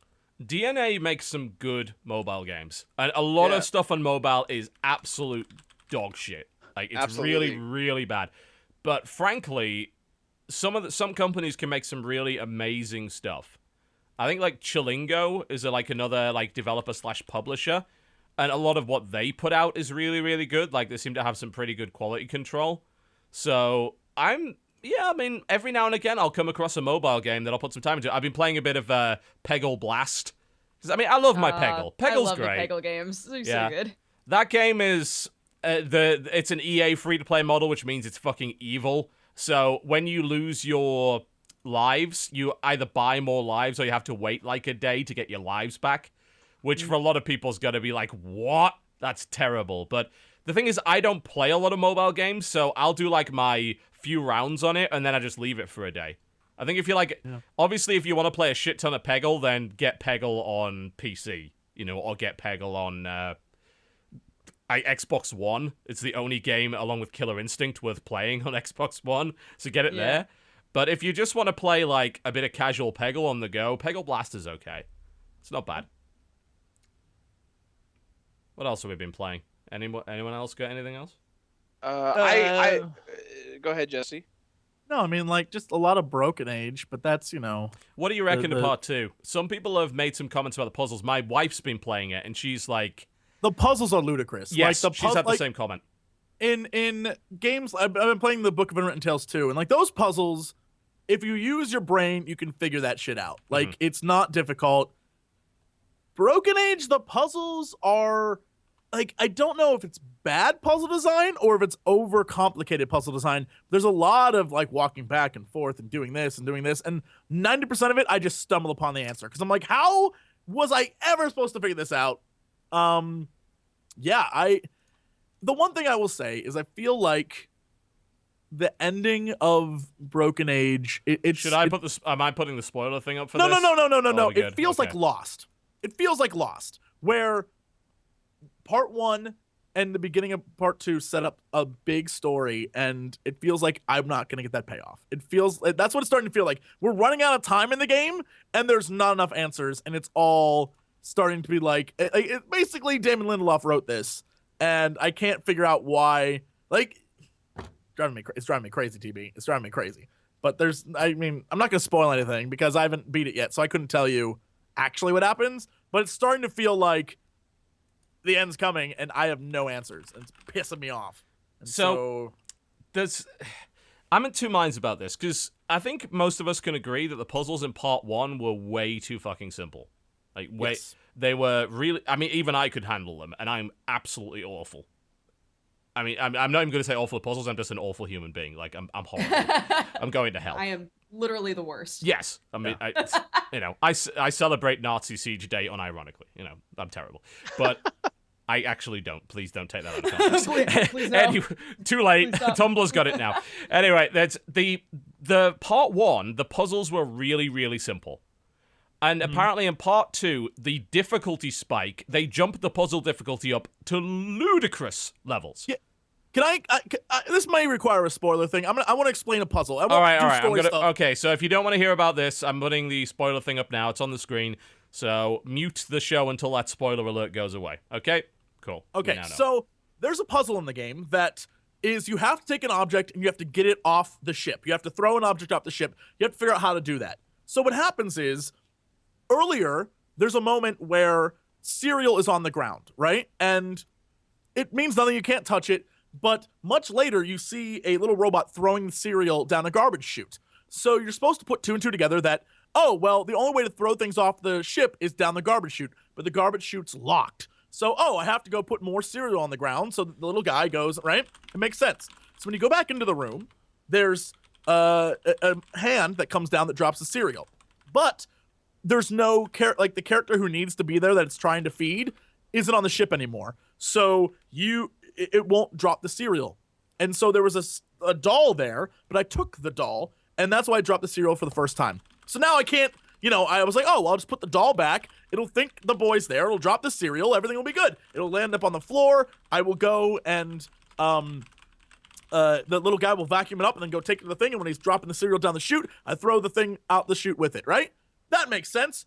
Nope, that's not the answer. So then you have to go into a machine, make the hand go down, pause the hand while it's down, go shake it yourself. The cereal falls on the ground. The little guy comes and vacuums it up. Then he runs over, and then you follow him, and then he starts dumping out the thing. I'm like, okay, move it, mouse it over, drop this off the ship. It shuts down. It's like, oh, too slow. I'm like, what? So I go back, do the whole thing over again, take the teleporter. The teleporter gets me there a little bit faster, but too slow. So then Dodger has this just blank look on her face right now that I think we're all feeling at the moment. It is. So this whole thing is like, too slow. Sorry, too slow, too slow. So then you have to put obstacles in the way of this guy. Take the teleporter back to the beginning. Go back to the beginning, shake the thing with your own damn hand. The guy comes and sweeps it all up. You have to go back to the teleporter while he's going over the obstacles. And if you take the wrong order, you finally get back to where he drops it off, and he shows up just as you do, and then you throw it out the thing. It took me 20 minutes to get this all figured out. And I was like, this was an unnecessary amount of work for this puzzle. It was mind-blowing, and it made me go crazy. It's not a spoiler, but it's like, that puzzle's stupid as shit. That's a stupid-ass puzzle. All right, spoiler alert is now off. There we go. So, I'm in two minds about this, because one, when I backed this game, it wasn't really because I liked point and clicks. I don't. But I was interested to see what would happen if they tried to make a classic point and click. The thing is, I don't think they did make a classic point and click. But in part 2, they seem to kind of move back to this idea of, oh yeah, point and click logic used to be fucking ridiculous. So let's do that. But it was a clash because part 1, they didn't do that. Like, so it seems like it's 2 different games kind of mashed together with the same characters with an inconsistent design philosophy. Well, and narratively, it's the exact same thing. Like, it seems like so much time passed that the story that they're trying to tell makes even less sense now that you're playing it. And they, like, now is when they Oh throw yeah, I the can't even curveballs remember at what you. was going on. Like, I remember had to it's go like a back and boy on a watch my ship original and videos. some monster thing. I don't know. Yeah, I had to go back and watch the original video so I didn't miss anything. And they purposefully use stuff from Act 1 in Act 2 to solve puzzles. So if you that's weren't paying silly. attention, you're so screwed. And so you had to wait a year. So I went back, watched it again, came back Forgot to play. everything. And now it's like Act 2 is we're going to throw plot twists at you and all these new concepts. And it's like, this is an entirely different game. And it makes no sense now. Like, it's really frustrating. I like it because it's very sort of like off the wall. And right now there's plot twist after plot twist where I'm just like, what is going on? And it's true. It's really entertaining. It doesn't make any fucking sense. It is so bonkers. I'm like, I don't even, whatever. But yeah. You did bring up a great point there, though. The fact that it took so long for the second part to come out that any reliance on the first part is probably a bad idea because no one even fucking remembers. All the reviews were like, play the first part over again. Like, no. It's like, no, I'm not going to do that. A lot of the reviews, didn't really like it. They were like, yeah, voice acting's good, great aesthetic, great story, huge jump in puzzle logic to the point where it doesn't make any fucking sense now, and I don't even remember what happened in the first one. So that's that's what you get for burning all your money on the first one, having to release it to make more money to fund the second one. If there's anything that Double Fine can't fucking do, it's handle money. They should never, like, Tim Schafer should not be trusted with cash. Keep them on the creative side of things. Let someone that knows what they're doing handle the money. I don't understand why there are so many people who've been in the gaming industry for so long that are like, look, I mean, nobody ever knows how much money it takes to make a game. Sometimes it just winds up being way more than you thought. And I'm like, you've been in this industry for how long? Like, people like Tim Schafer and Molly New are just like, I don't know. Well, like, how do you not know? Yeah, and the thing is, like, it's obvious they're just not very good at managing it. I mean, you know, it was, Bobby Kotick was the one who said, like, 10 years ago, and we all sided with Tim Schafer, when Bobby Kotick said that, like, Tim Schafer was hopeless with fucking money. And, you know, he was missing every deadline, every milestone, and it was impossible. And we all sided with Tim Schafer right then because he was a golden god, and everyone hated Bobby Kotick at that time. And it turned out that that is actually exactly right. You know, from a business standpoint, Tim Schafer's bloody useless. Right, and if you know that about yourself, which by this point you should, think that you would, then you need to get people involved who can help keep you on track and figure out where that money is going and keep you honest, because otherwise you wind up in a situation like this where you're like, I don't know what happened to all those dollars. You know, same with Space-Based DF9, where they literally released an unfinished game and said, fuck it, we can't finish it, we ran out of money, you deal with it. Which, you know, I think that they didn't get hammered anywhere near as much as they should have for doing that. That was disgusting. They should have been crucified for it. Schafer got a lot of money. Like, a large sum of money. And how do you... $3 million. He asked for $450K. And when you look at the game that we got... What would happen if he only got $450K? We probably would have got the game we actually asked for on time. Like... You know what I envisioned from a classic point and click was like really lovely pixel art, kind of the, you know, the Scum style of everything, you know, and everything just like, oh, this is so cool. I saw this trailer for a game that's coming out called Riot, which has this beautiful pixel art. It's so I saw the trailer for that too. Good. It looks so good. I want more of that, and it's like, and it's much cheaper to do that. And then it's like, oh, well, we got like celebrity voice actors. It's like, well, there's where your money went then, I guess. I mean, it went. It's. If you play the game, the art style's nice, but we hired a few good artists, but it's a point and click. Like the amount of effort that goes into point and click is not that high compared to other genres of games. Specifically for a point and click, the effort should go into the story and the puzzles. And the puzzles. That should be where all the like focus is for the most part. And you hire, like a few like really good artists that will have a style that suits your game, but you got to make sure that the stories that's like with the whole ukulele thing. And they've gotten so much money, and a lot of people are like, well, they better make it a much longer game than they were planning. And I'm like, I hope they don't. Yeah, if they like take this game that they've planned out and created a treatment for and outlined and are like, oh, we got a bunch more money, we need to make it bigger and larger, it's gonna get fucked up. Guys, this is what happens every goddamn time. Every time. Stretch goals are actually a real problem for a lot of for video games in particular. I think they work for board games, but that's not necessarily true. I mean, some board game Kickstarters have failed utterly after raising way more than they should have. But for the most part, when I've Kickstarted a board game and they've done we're going to add this and we're going to add this for stretch goals, they've all been realistic. It's like, we're going to put a new character in, we're going to put a new boss in. I just Kickstarted the Orcs Must Die board game, because I thought that was a great idea. Like, translating Orcs Must Die, the kind of trap defense game, to a board sounds perfect. That sounds great. And they had some realistic stretch goals. It's like, okay, if we get $20,000 more, we'll add a new boss. And it's just like one figure and a card. I'm like, that's realistic. But for video games, we'll put in a level editor, we'll put in multiplayer, there's going to be an infinite dungeon that does all this. So, are you sure you can do this? Are you maybe going a bit overboard? And I think that it's half of the consumer's fault, because there's demand for stretch goals that's maybe unrealistic, and I'd really just prefer that when we back it, we get what we asked for and not massively overreaching. Well, I guess at the end of the day, though, right, it's about transparency with your budget. That's one thing that, I've definitely donated to plenty of Kickstarters. Aegis Defenders is a game that just went into beta recently that I Kickstarted, and I loved it so far. And they're always updating you, right? They're always telling you, oh, update 35, 36, 37. They're constantly letting you know. But where's there a limit, right? Where's there a limit where, we feel like we're in the know enough, but what happens to the rest of the money? Are we obligated to know exactly where it goes? If they make ukulele exactly how they envisioned with the budget they wanted, and it turns out that they were there's $600,000 left in money they didn't use. We don't get it refunded, so where does it go?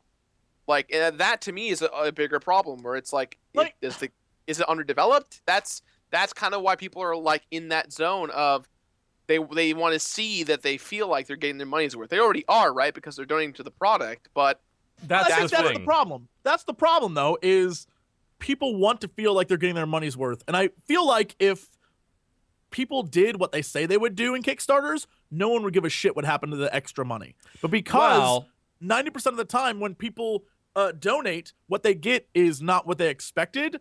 Everyone's like, what'd you do with all that money I gave you that we got this instead? I feel like there wouldn't be such a culture of show us everything, if the majority of Kickstarters just stuck to what they were going to do. What they promised. Yeah. Someone was commenting in the chat that apparently FTL didn't really do stretch goals, and they made more than they asked for. And then some people gave them flack for releasing the game in the state that they said they would release it in, which is weird, because FTL was on release was a great game. I mean, obviously it's a lot better now. After they did that big content update, it's much better, and it's got a modding scene. I mean, Captain's Edition is, really fucking hard, but it's really good. There's so many cool things. But I'm kind of glad that they didn't go berserk with stretch goals with FTL. Because they delivered it on time, and it was a good game. In my mind, if you have a bunch of money left over and you're able to make the game that we wanted you to make, the game does well, that extra money goes toward making sure that the company, however small or big it is, continues to be able to work on the game. Post-release support, yeah, absolutely. That's what I would expect that money to go toward. I'm cool with that. I also think it should go towards future games. Why should we need to kickstart again for your next project? You're already making profit off the game, and you have leftover money. Now you have enough money to start the next Broken Age or the next Shovel Knight, whatever you need to do. I always get the feeling that when people get a windfall at a Kickstarter, they get more money than they ever thought they could have. Two things happen. One, they then have to fulfill all the promises of rewards that they thought would lure people in, and those are super expensive. And 2, they see all this money and immediately celebrate, and the celebration leads to buying stupid things, getting expensive offices, doing stuff like hiring more people, like And all huge the feature things, creep. Massive feature creep. all these things that you shouldn't be doing. And it's Yeah. oh well, we have a lot of money, so we can do it. And people always forget how quickly money vanishes, and they're just like, oh yeah, So this, true. do this, and this, and that's. I mean, every Kickstarter person, everyone I've known who's run a Kickstarter has immediately had to deal with taxes and the thought of, oh, I have to pay for like all the money Kickstarter I takes got. a fee. I mean, a lot of people don't even calculate that. The credit card fees, Kickstarter fees, taxes, Chargebacks, taxes people are that get the refunds. worst. And everyone I know who's done a Kickstarter, their biggest problem has been, how do I fulfill? All these people wanted free stuff from me for giving me this. How do I fulfill that? Because I need to make shirts, I need to make posters, I need to make this and this and this. And it's like, that's your problem, dummy. You're the one who said you give them all those things. And so that kills a project as well. Like, oh, well, now I have to fulfill all this, so now I gotta. That's what. Oh, man, yeah. I'm so Well, I'm like- over Kickstarter. I'm done with it. I can't do it anymore. Yeah, we did God, over a year ago, we did an Indiegogo for MangaPod so that like the whole MangaPod team could be at Anime Expo. And we've just now finally gotten all of the things together. Like the last goal that we had of merchandise to give people is like finally in the mail. Because it took so much money. We were shipping internationally and locally. Like it was just insane. It took forever. And we didn't think of that, and I don't think most people do. Yeah, But it's all about- physical it's- rewards are a pain in Yeah. the ass to deal with. Hard, I yeah. mean, there's all sorts of logistical issues with that. And I've backed quite a lot of stuff on Kickstarter, and I assume whenever I put money into Kickstarter that it's gone. Like to me, Yeah, it's a gamble, because it is. It literally is a gamble. Totally. Yeah, to me, it's almost like you throw it in the ether and you forget about it, and then Yeah, you do. 18 months from now, you get an email being like, "Oh, hey, your stuff's shipped," and I'm like, "Oh, great!" Now, like, I or like it's it. like, oh, yeah, or we failed. Sorry. See you next time. See, I have a really bad as I've told people before, like I'm dyspraxic, and one of the symptoms of that is like memory problems. So I kickstart a bunch of stuff, and it's like getting presents a year later that I forgot that I even bought. It's brilliant. It's like, wow, someone sent me something cool. This is really nice. Yeah. Look at this shit. I got a spinning top. I fucking backed these. These are called Forever Spin 2.0. They're like supremely micro-engineered spinning tops. I backed these motherfuckers. They're great. Are you afraid you've gone Inception and you're in the dream I was TV? just gonna say. Oh, this thing will spin for like 20 minutes. It's ridiculous. Oh, like, God. it's so Oh, good. God, we're in a dream. Oh, Yeah, no. it's old as the TV. dream. Total This is TV, all a you're dream. total. We're I'm not spinning even it right real. now. It's never going to stop. I can guarantee. But yeah, it's Kickstarter is. I mean, I think that the Kickstarter sort of boom has gone now, and that especially for video games, only something that's really special actually gets funded very well. We're seeing a lot of stuff fail, and that's probably for the best, because during the Kickstarter boom, there was so much money just being thrown at everything, and everyone was like, oh shit, we could bring something back. Let's bring back this thing, and another thing, and another thing. And then half the stuff that comes out ends up being kind of shitty. I remember backing Starlight Inception. God, that was a mistake. It was a bad space game. That's the one thing I've noticed about Kickstarter. Everything I've been invested in has Still been spinning. shit or hasn't existed. The things where I'm douchey, like, yeah, okay, I'll do that because that looks silly. Or I get it, I'm like, this is the coolest thing I ever got. I'm so burnt out by like, I wanted that so badly. And they're like, sorry, we ran out of money. I'm done with you, Kickstarter. You're the Well, Get out of here. You know, Kickstarter's not. It's not a wise. It's not an investment. That's the problem. You know, it's Okay. because there's no return on it. Okay, did you guys ever talk about on the podcast Shak Fu 2 Indiegogo? no. We Okay. never I don't mentioned think we ever it. did. Okay. So Shak Fu 2, it's being funded like Indiegogo. They hit their goal by 8,000. But there is one thing that I have to read to you guys from the Indiegogo page about Shak Fu 2: A Legend Reborn. The $35,000 reward tier that supposedly has been claimed. This is what you get. The tier reward is called DJ Shack.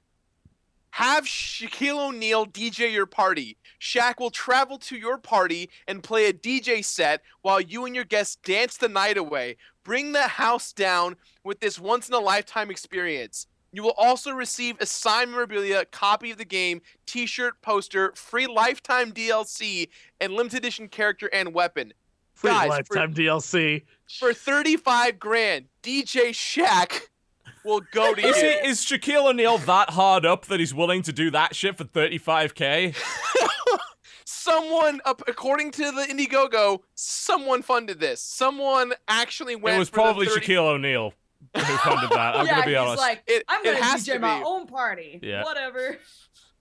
Like, Uh, I had to bring it up because we're talking about like That's so weird good. projects, and I always think about Shaq Fu too and how like it's actually being developed, it's being created. I don't believe that for a minute. Actually being developed, don't believe that for a minute. We'll never see that game. We'll never see that game. no, I don't that's- know, That's I- never coming out.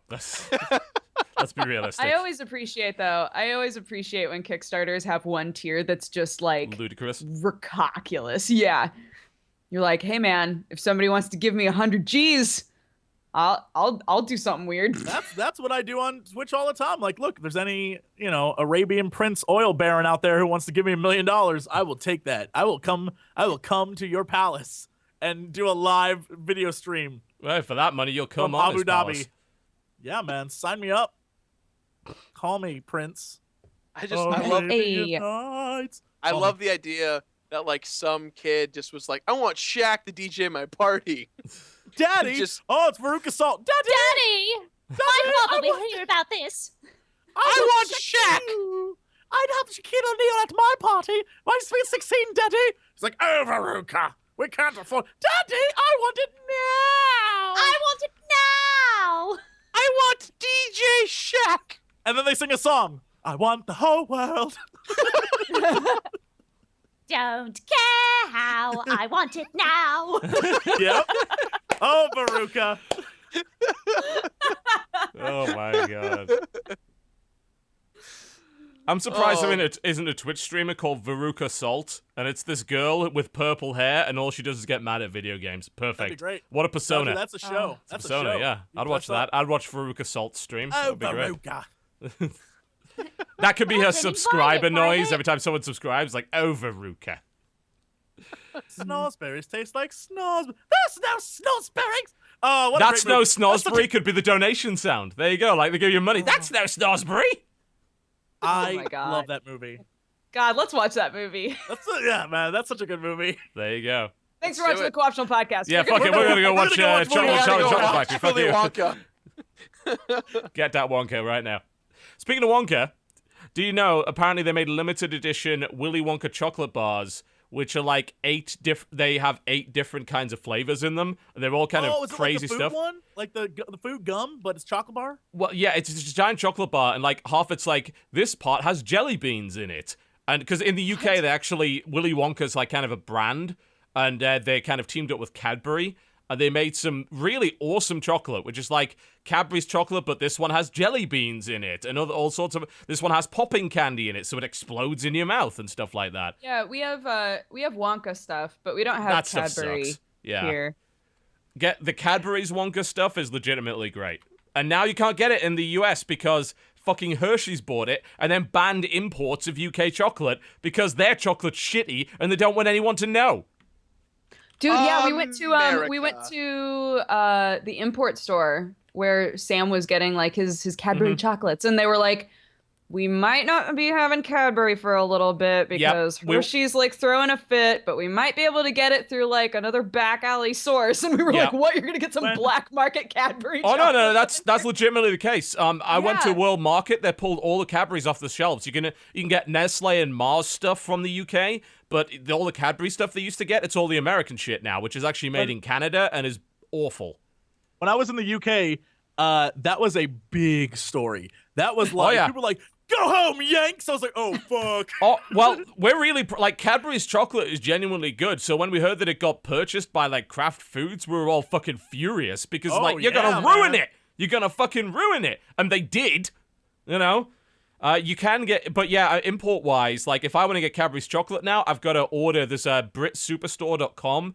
I can order it from the UK and basically smuggle it into the country that way. But that's the only way to do it. It's like, this is fucking stupid. It's very silly. Yeah. Very, very silly. Just highly ridiculous. So I decided to start a new addiction. I bought I wanted to get something that I could kind of play with the kid that he could learn, because he wants to play Pokemon cards. Like, I don't really like the Pokemon card game. It's super simple. It's a bit dull, and I'm not really into Pokemon anymore because I'm one of those elitists that only like the original 150. Even though I'm completely aware that half the 150 ones were bullshit and terrible. They were really badly designed. At least they weren't keys. Mankey. Literal keys. Or ice cream. Ice cream. Swords. The ice cream Pokemon. Or swords. Mankey. Yeah. Can't.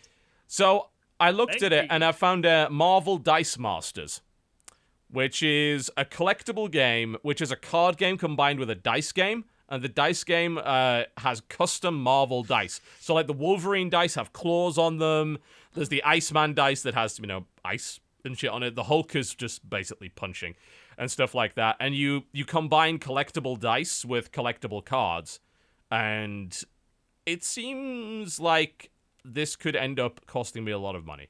It's an evil creation. 'Cause I mean, with Magic the Gathering, you got like a certain number of cards. With this, like with a booster pack, you get 2 dice and 2 cards for those dice, because they make the little custom dice things. Oh yeah, that is gonna end up being an addiction if I'm not careful. That it seems like really fun. They also do an X-Men versus Avengers one, which looks to be really good. Oh yeah, that's cool. Yeah, I think I will probably play quite a lot of that, because it's got a lot. It's quite like Magic the Gathering. It seems a bit balanced, kind of like that, and so the mechanics are kind of similar to Magic the Gathering. But it's got custom dice, and you collect the different colored dice with the different. Like, if I had this when I was a kid, I would never have had any money. I'd have just saved up all my cash and bought stupid fucking useless dice. The worst thing about those dice, you can't use them in any other game. They're all just dice, like they're dice for that game only. It's useless otherwise. So yeah, it's I'm gonna be playing a bit of that. We'll see how it goes. I think my favorite part of Age of Ultron is the fact that they couldn't call Quicksilver and Scarlet Witch mutants. Why not? Yes, yeah, because Fox owns the right to the word mutant. Yeah. Oh, so they had to really? They had to call them enhanced. Yeah, That he's like, there's two enhanced. enhanced on the field. Yeah, oh yeah. It's hilarious. But- It was but fine. come on. It worked for what it was. Like I didn't. Yeah, it think was anything of fine. it. Like, if for somebody who wouldn't know that they were supposed to be mutants, like they didn't ham-fist it at all. It was just like the plot that they created in the movie was like, the Hydra made them, so they're they've been Can experimenting on people. Can we stop with the spoilers for Ultron? Most of us haven't actually seen it yet. By the way, that's Please a stop. good movie. That was a good movie. It was fun. It was a good movie. Yeah. No more talk about that. Thank you very much. Have Have you not seen it yet, TB? because I have a fucking life. No, false. No, you're wrong. False. I don't. Having That's actually a life lie. would have gotten you to the theater to see. Yeah, it. exactly. It's like that would have been a normal thing to do. No, it's like I don't. The problem is I don't have a life, and I'm too busy you doing go. stupid shit for the internet. There you go. That people Yeah, don't yeah. appreciate anyway. Fuckers, The truth comes out. assholes. The feels are real. You're not using Tabletop Simulator properly. Fuck you. Oh my god. Ah! TB, that's like ruined your life. It You talk about really it has. once a day. I was genuinely upset. Like, we were all kind of raging about it in the support group. We're like, "Ugh, that guy. It's it's just that what it's all death by a thousand cuts. That's what people need to kind of understand. It's like, why are you getting angry at that one guy? It's like, because I didn't get angry at the 999 before him. He's the guy that broke the camel's back, and I just lost my fucking mind. This guy. I'm just trying to have fun. Please stop. I'm really mad about that. No, seriously, I haven't got over it yet. You are very mad. I know. I've been angry about it for days. I can't get it out of my head. It's infuriating. It's just that one, and it wasn't even that bad either. That's the worst thing. It's like it wasn't even that bad. It was just that one tiny little thing that pushed you just a little bit too far, and then you're like, I hate everybody.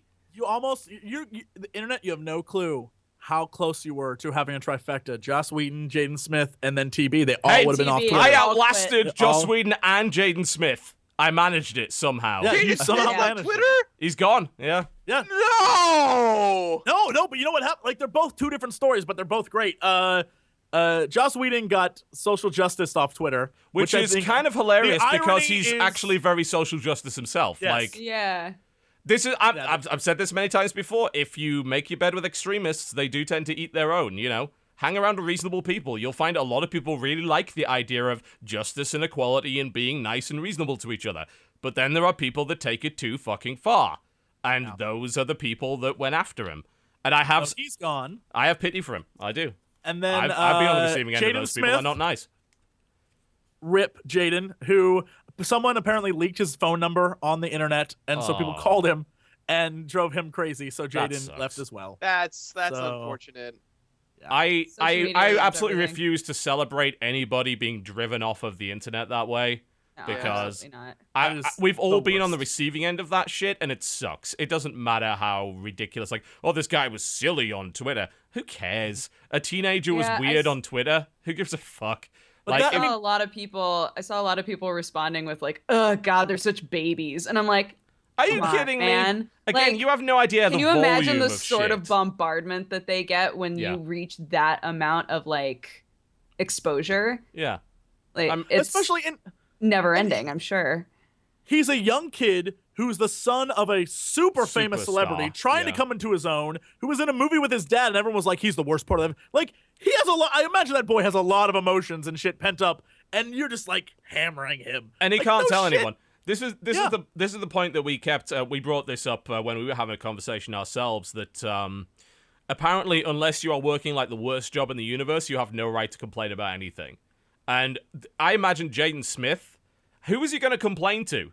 Like, he's super rich. He has a really famous dad. So people are going to think he has a perfect life, and that's bullshit. That is bullshit. He doesn't. He's got Or his own. that if something bad happens in his life, then all the good should outweigh it, and he can't complain. Oh, yeah, don't get me that's started with normally that. what it is, really. Yeah, and it's an awful argument because with people like that, I would just want to, if I could get away with this, and I'm going to say it generally now, so I'm going to try and get away with it anyway.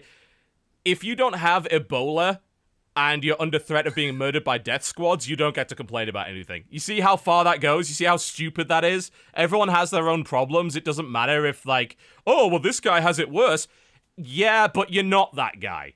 Like, human beings are inherently selfish people. We all have our own fucking problems. And It's even all if we relative have... to you. Yeah, it is all relative. You know, it is all relative. And it's not like, you know, everybody suffers from something. You know, don't fucking say, oh, you don't get a right to complain because you don't. It's like, you know, how, yes, the fallacy of relative privation, I believe, is the technical term for it. It's like, you don't get to break that out because anyone that says that, I can break that out on you. It's like, well, you're not a Darfur war orphan, you know? Yeah. So you don't get to complain. You see how dumb that sounds? You know, that's ridiculous. Yeah. Well, plus, I'm a big believer that like mental health is so important, and that's Oh, it something is. that like people don't understand. That like Mhm. that being rich and famous and successful doesn't necessarily mean that you're happy, that you're Mhm. healthy, that your life is good, and that everything's going on and everything's fine. Like people Robin stay. Williams is a prime example of that. Yeah. you know? I didn't want to say it, but that's that's what I was I going to don't say. mind It's saying like, yeah, I mean, like, you know, Robin Williams is an icon. Like we all look up to him, and it was such a tragedy. But it's so important to know that mentality and health awareness is so important, and people forget it because we're too busy. Like I personally, my health's not the greatest, but it's because I keep myself so damn busy, and that's not a good way to live, obviously. But that's how people Right. tend to deal with things like that. They keep themselves preoccupied, focus on other things, and then their health is like, oh, I'll get to it when I can. And it's like, that's the kind of stuff that celebrities go through, where it's like they just keep going at it, making more movies or, you know, doing more business opportunities or things like that. And you need to take a step Well- back and like look at what you have and try Well, and figure it out. hole, the hole is filled, and I think this also is the case for many YouTubers. The hole is filled with, oh, these people love me for the work that I do, and they latch onto that, dangerous. like, oh, these people love me, and then if you screw up and you get hate, you're like, It hurts. it hurts Yeah. really badly, and so that's, I think, I feel bad for that And kid. That kid has it Yeah. rough. And I mean, when I when you try and disconnect from your audience and try and like view it more objectively, so that you're not so emotionally affected, then the audience complains that you don't appreciate them enough, and Yeah. so there's kind of a no-win scenario I think there. But it's kind of pointless even talking about it. I hope that like some people kind of get the idea, because really, I think it's very hard to relate to. And I don't blame people for not being able to relate to the fact that, you know, hey, you're a famous YouTuber, you're making a bunch of money from playing video games, and I'm just working a retail job. It's like, we all did that. You know, we've all worked shitty jobs too. Absolutely. And yeah, of course, like, I get the jealousy aspect of it, and I think that's fine, but some people take it way too far. It's like, oh, you must have a perfect life then. It's like, no, we got our own issues, and like you said, I think there's a stigma surrounding mental health where people either don't take it seriously, or people are shamed for even expressing it. I mean, it's particularly true with males. Like, I mean, there's a real reason why males have worse mental health issues and why the suicide rate is higher, because we're told, you don't talk about that. You don't talk about your feelings as a male. You don't cry. You know, that's not a manly thing to do. And it results in people bottling all that shit up. You know, there's a stigma to going to a therapist. It's kind of the reason why I freely admitted to the internet. It's like, look, I'm in therapy. Because I think people should try and get over that stigma, because I think it's, you know, Absolutely. if you think you have a problem, you should try and get help for it. You really should. There's so many people that are driven to the point of madness and suicide when they really, like, they could have got help. That's why I also think it's really sad when somebody does something that's indicative of some sort of a mental health problem, and everybody just goes, oh, they're acting crazy, but they don't like really care if there's like a specific thing that needs to be addressed there. You know, it's just like in this broad scope of like, they're just crazy. And I hate that. Well, Yeah, I think like oh, that they're just crazy. Like, the word crazy is like too broad of a spectrum to be a word. It's like it doesn't mean anything, does it? It doesn't mean anything. It's just like, oh, like, define that. Like, are they mentally okay? Is it just like emotionally overreacting? Is it a chemical imbalance situation with regard to mentality or emotionality? Right. And when you look at Jade, like, especially his Twitter, when you look at Jaden Smith's Twitter, a lot of it was silly, irrational posting that everyone was like, oh, he's a crazy person. But it's only because he was in the spotlight that it was even noticed. If you look at 90% of what's posted on Twitter, it's the exact same bullshit. I cannot imagine going through puberty and having that many eyeballs on the things that I would have posted. Right? Oh, right? God. Like, Yeah. fuck, nope. Yeah, he says things that are going through his mind, and there's no filter because he's a young man he's like, F it. I can say what I want to say, except he's in the spotlight, and so everyone reacts to what he says like, oh, we would have just like crazy. written it in a diary or scribbled it in a notebook on the side of our work or whatever, Live and journal. no one would have known about it. Zango? Yeah. Sick. What? Yep. My live journal. Oh my God. Yeah, no. There was a time, kids, where you didn't have the opportunity to share your life with everyone in the world. You bottled up and became a mess like this guy. So that's trust and believe. You're very lucky that you have an outlet. Well, simultaneously, there's a huge downside to social media. Yeah. When we came out of watching Unfriended, which obviously was a fucking stupid movie, but we still got the point. There's still a point You to that loved it. movie. I like that movie a lot. There's still a point to it. It's like, I am really glad that when I was a teenager, we did not have all this social media shit, because all of that is just mind-blowing that someone would have to go through all of that stuff. And because the idea of being driven to suicide by like social media bullying and cyberbullying and shit is a real problem. And a lot of like people who think they're really edgy and smart say, well, just turn it off. Yeah, you've got to understand that, like, a lot of teenagers, that's the way they connect to everybody. Like, their entire lives are built on social media. They're growing up in this space where you are so reliant on immediate feedback for your self-worth. And that's, like, so messed up to me. I'm like, oh my gosh, I feel so bad. I feel so bad for teenagers right now. I feel bad for you. Oh, yeah. I love you. I'm so sorry that you're dealing with this world. Yeah, when I had to deal with bullying when I was a kid, it would be like I'd get bullied if I saw the bully. Like, maybe there'd be days where I didn't even run into him in the hallway. So it's like, okay, I wasn't bullied that day. If he had social media and we were all connected to social media and that shit, it would have never ended. Like, it would have been, I go home and there's fucking messages on my computer telling me to kill myself or whatever. You know, I am very, very glad that we did not have that back in our day. I can't even... I mean, I don't even know how to... As a fully grown man, I don't know how to deal with it. I don't know how I would have dealt with it as a 13-year-old. That's crazy. That's super true. Like, your safe place was your house, and now that's not even safe That's anymore. not even safe anymore. You can't even be safe, like, because you've got a smart device in your pocket. Like, someone gets your fucking phone number, or even your Facebook, because, you know, you're connected. Everyone has a Facebook account if they're that, you know, a kid or whatever. A lot of them have Twitter. A lot of them have Tumblr and a bunch of other shit that I don't understand because I'm too old now. But outside of that, like, you can't get away from them. And it's like, well, just turn it off. Yeah, but you just turned off part of your life. Like, if I turn my phone off, then no one else can get in touch with me either, you know? It's...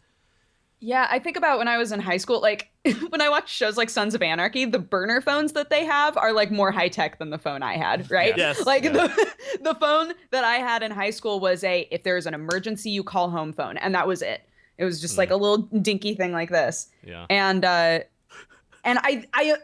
like think about that sometimes, and I'm like, man, we're so connected now, and if we're not connected, we start to have weird anxiety. Like, well, what if something happens? How will I get in touch with somebody if like a person were to like assault me? Like, what do I do? You know, it's like tons of people for however many years like never had a phone on them. This is like a very recent thing. It's weird. We're so reliant on it. Yeah, and sorry, the people making light of it in chat, well, I mean, I'm just going to say fuck off, frankly, because it's exactly what we just said 10 minutes ago. You don't get to dictate what a problem is to other people. Like, in South Korea in particular, it got so bad. Social media bullying got so terrible. There's a term over there called anti-fan, which is described for people who, en masse, try and drive a celebrity to suicide, essentially. Like, they're evil, nasty people. And they started to bind people's social media accounts and things to an online ID that was linked to their social security number, so that these people could actually be tracked down and prosecuted. Whoa, that's intense. Yeah, it got that bad. It got bad enough that the government decided to legislate on it. So it makes sense to me. Don't be a shitty person to another person. Like, yeah. Well, it's taking the anonymity out of the internet, right? Well, it's like, oh, well, it's the internet, you know, so it doesn't matter. Yeah, it fucking does. That sticks and stones don't break my bones shit hasn't been true ever. And it certainly isn't now. That's why the rhyme had to be made, because it's like, convince yourself of this. Repeat that over and over again because it does hurt. Yeah, like, that's why that exists. Like, words always don't hurt, worry, man. kid. Yeah. Yeah. I don't know. Yeah, so, you know, I feel sorry for Whedon. I feel sorry for, you know, for Jaden Smith. Anyone else that kind of gets driven out, you know, there's a reason I put, like, as many barriers between me and social media as possible, because I can't fucking handle it. I accept that I can't handle it. Mm-hmm. I think it also kind of goes, too, for us in our YouTuber situation, right? Like, some people love their fans. I love interacting with my fans. I feel like we all are pretty much in that same boat. I think we all do. Like, we absolutely all do.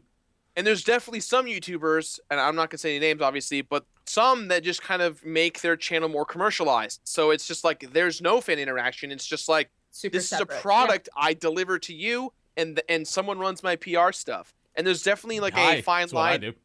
Well, I mean, yeah, but you're still actively like interested in your fan base and what they want to say. Like, I know you disconnected. Yeah, and then I get pissed off at it. Like, I shouldn't be. Like, I wish I was disconnected from that, because I've said it before. Reading positive feedback doesn't do anything for me anymore. But like that one negative guy, that sticks in my mind, and absolutely. I wish I wasn't like that. Yeah, but everyone's like that, because when you get feedback that is positive, it reaffirms what you already think. But when you get negative feedback, you're like, did I do something wrong? What can I change? How did I do that? Why is that guy so... What I do? And it stands out more, because suddenly it's completely different from your worldview of like, oh, I got this on lock. I'm good. And it's like, no, why won't you love me? And it goes back to that, like, I'm convinced this. Most YouTubers love the idea of like people liking what they do. Of course. And that becomes part of their personality. Like, please like me. I'm open to admit this. I think I've said this before, there was a time at a convention, like, I walked past a dude and was like, I'm sorry, and literally, like, went to find that guy later, because I was like, I don't want him to be like, what a fucking asshole Jesse was. I want to be like... Because that guy would become, like, your serial hater, your anti-fan on the internet. No, I'm convinced of it. Probably like, if wouldn't, I do that to someone, you know, but... Yeah, but in my mind, I'm like, if I treat someone like shit, if I see them, if I'm not super nice to people the moment I meet them, and like almost stay too long past my welcome, I feel like this person's gonna be like, what an asshole, like he didn't do anything. Because I've seen other YouTubers and real celebrities actually do stuff like, with like, I'm in a hurry, I gotta really go, but okay, I'll talk to you later and leave. And then look of disappointment on their face, like, I just want to meet you and hang out with you for like 1 minute, and you totally shut me down. Like, I never want to see that. So I'm that creep who's like, please love me. Yeah, I Like, was gonna it's- say it's for me. It's not a I don't want this person to go back to the internet and like be mean to me thing. It's a I like legitimately feel like I want to make sure that you walk away, you know, having a positive experience with me. If I know that I can give you a positive experience and you wanted to meet me, then like I want to give that to you. It's not like a fear thing, really. But it really, that's like a internal, like, I'm doing this. I apologize, but it's an I'm doing this for me thing. Every time I meet a fan, it's not, I love you, but it's really for me. It's like, please love me. Like, that's what it's about. Let's be clear. I love you guys, but it's really about me. I'm a crazy person. Still, Just you know, putting it out we there. definitely want people to go home happy. I mean, it's the same reason why we stay like 4 hours after a show that we do at a convention, just to make sure everyone gets a signature, everyone gets a handshake or whatever it is that they want. Because, yeah, those people are the guys that let you have this job. And I've never had a negative experience with a fan at a convention. It's just never happened. They've all been great, every last one of them. Yeah, I think I always say you're always one Reddit post away from having a good day or a bad day. Yep. Because there's always that one fan that's like, the day that I met the Completionist, and I'm like, oh boy, what are they gonna say? And it's like, it was snowing, it was hailing snow, I waited outside, and he didn't show up. I hate him. And it's like, great, now what do? Where do you live? Let me get a flight. All right, here we go. Hello, I'm here. I'm sorry. Don't hate me. Like, that's just, you go through those emotions every single time. And it's like, again, you're one Reddit post away from having a great day or a bad day. Yeah. That's like this morning. That's like this morning during sound check when Jesse was like, "Why the fuck are you tweeting about your thighs right now?" And I was like, "Because some fucking asshole wrote a wall of text about how my thighs are double the size. Like that has any bearing on whether or not I can make good content. Like fuck that guy, right?" Like I was just like so Hey, pissed. big sad. Like, Yeah. and then the comments are like, yeah, well, at least no one's saying about Jesse's calves. I apparently have a calf problem. Are my What? calves- Of all the things I've ever seen, my calves? Is this a thing now? I don't think I've ever shown calves in any. I was like, I can't do this anymore. It is. I think what you said is perfectly right, Gerard. It's that one thing that can just set you off amongst the sea of stuff because you're always getting consistent feedback 24/7 all the time in many, many, many, many, many places. And that's the one thing that I want people to try and take away from this is just remember that it's not you. You're not. We don't. If we happen to lose our mind at something you said, it wasn't you. You were just the straw that broke the camel's back. Like you may not have even said something too bad, but we got like a bunch of shit earlier and a bunch of shit yesterday and a bunch of shit the time before, and we put up with all of that and didn't say anything, and then it's just like you were the last drop that made the cup flow over. And now there's water all over the floor, and now we slipped in it and broke our hip, and now we have fat thighs, and everything's terrible, and we hate you. And Whatever. like, we It don't. just means I'm one step closer to being Chun-Li. Fuck yourself.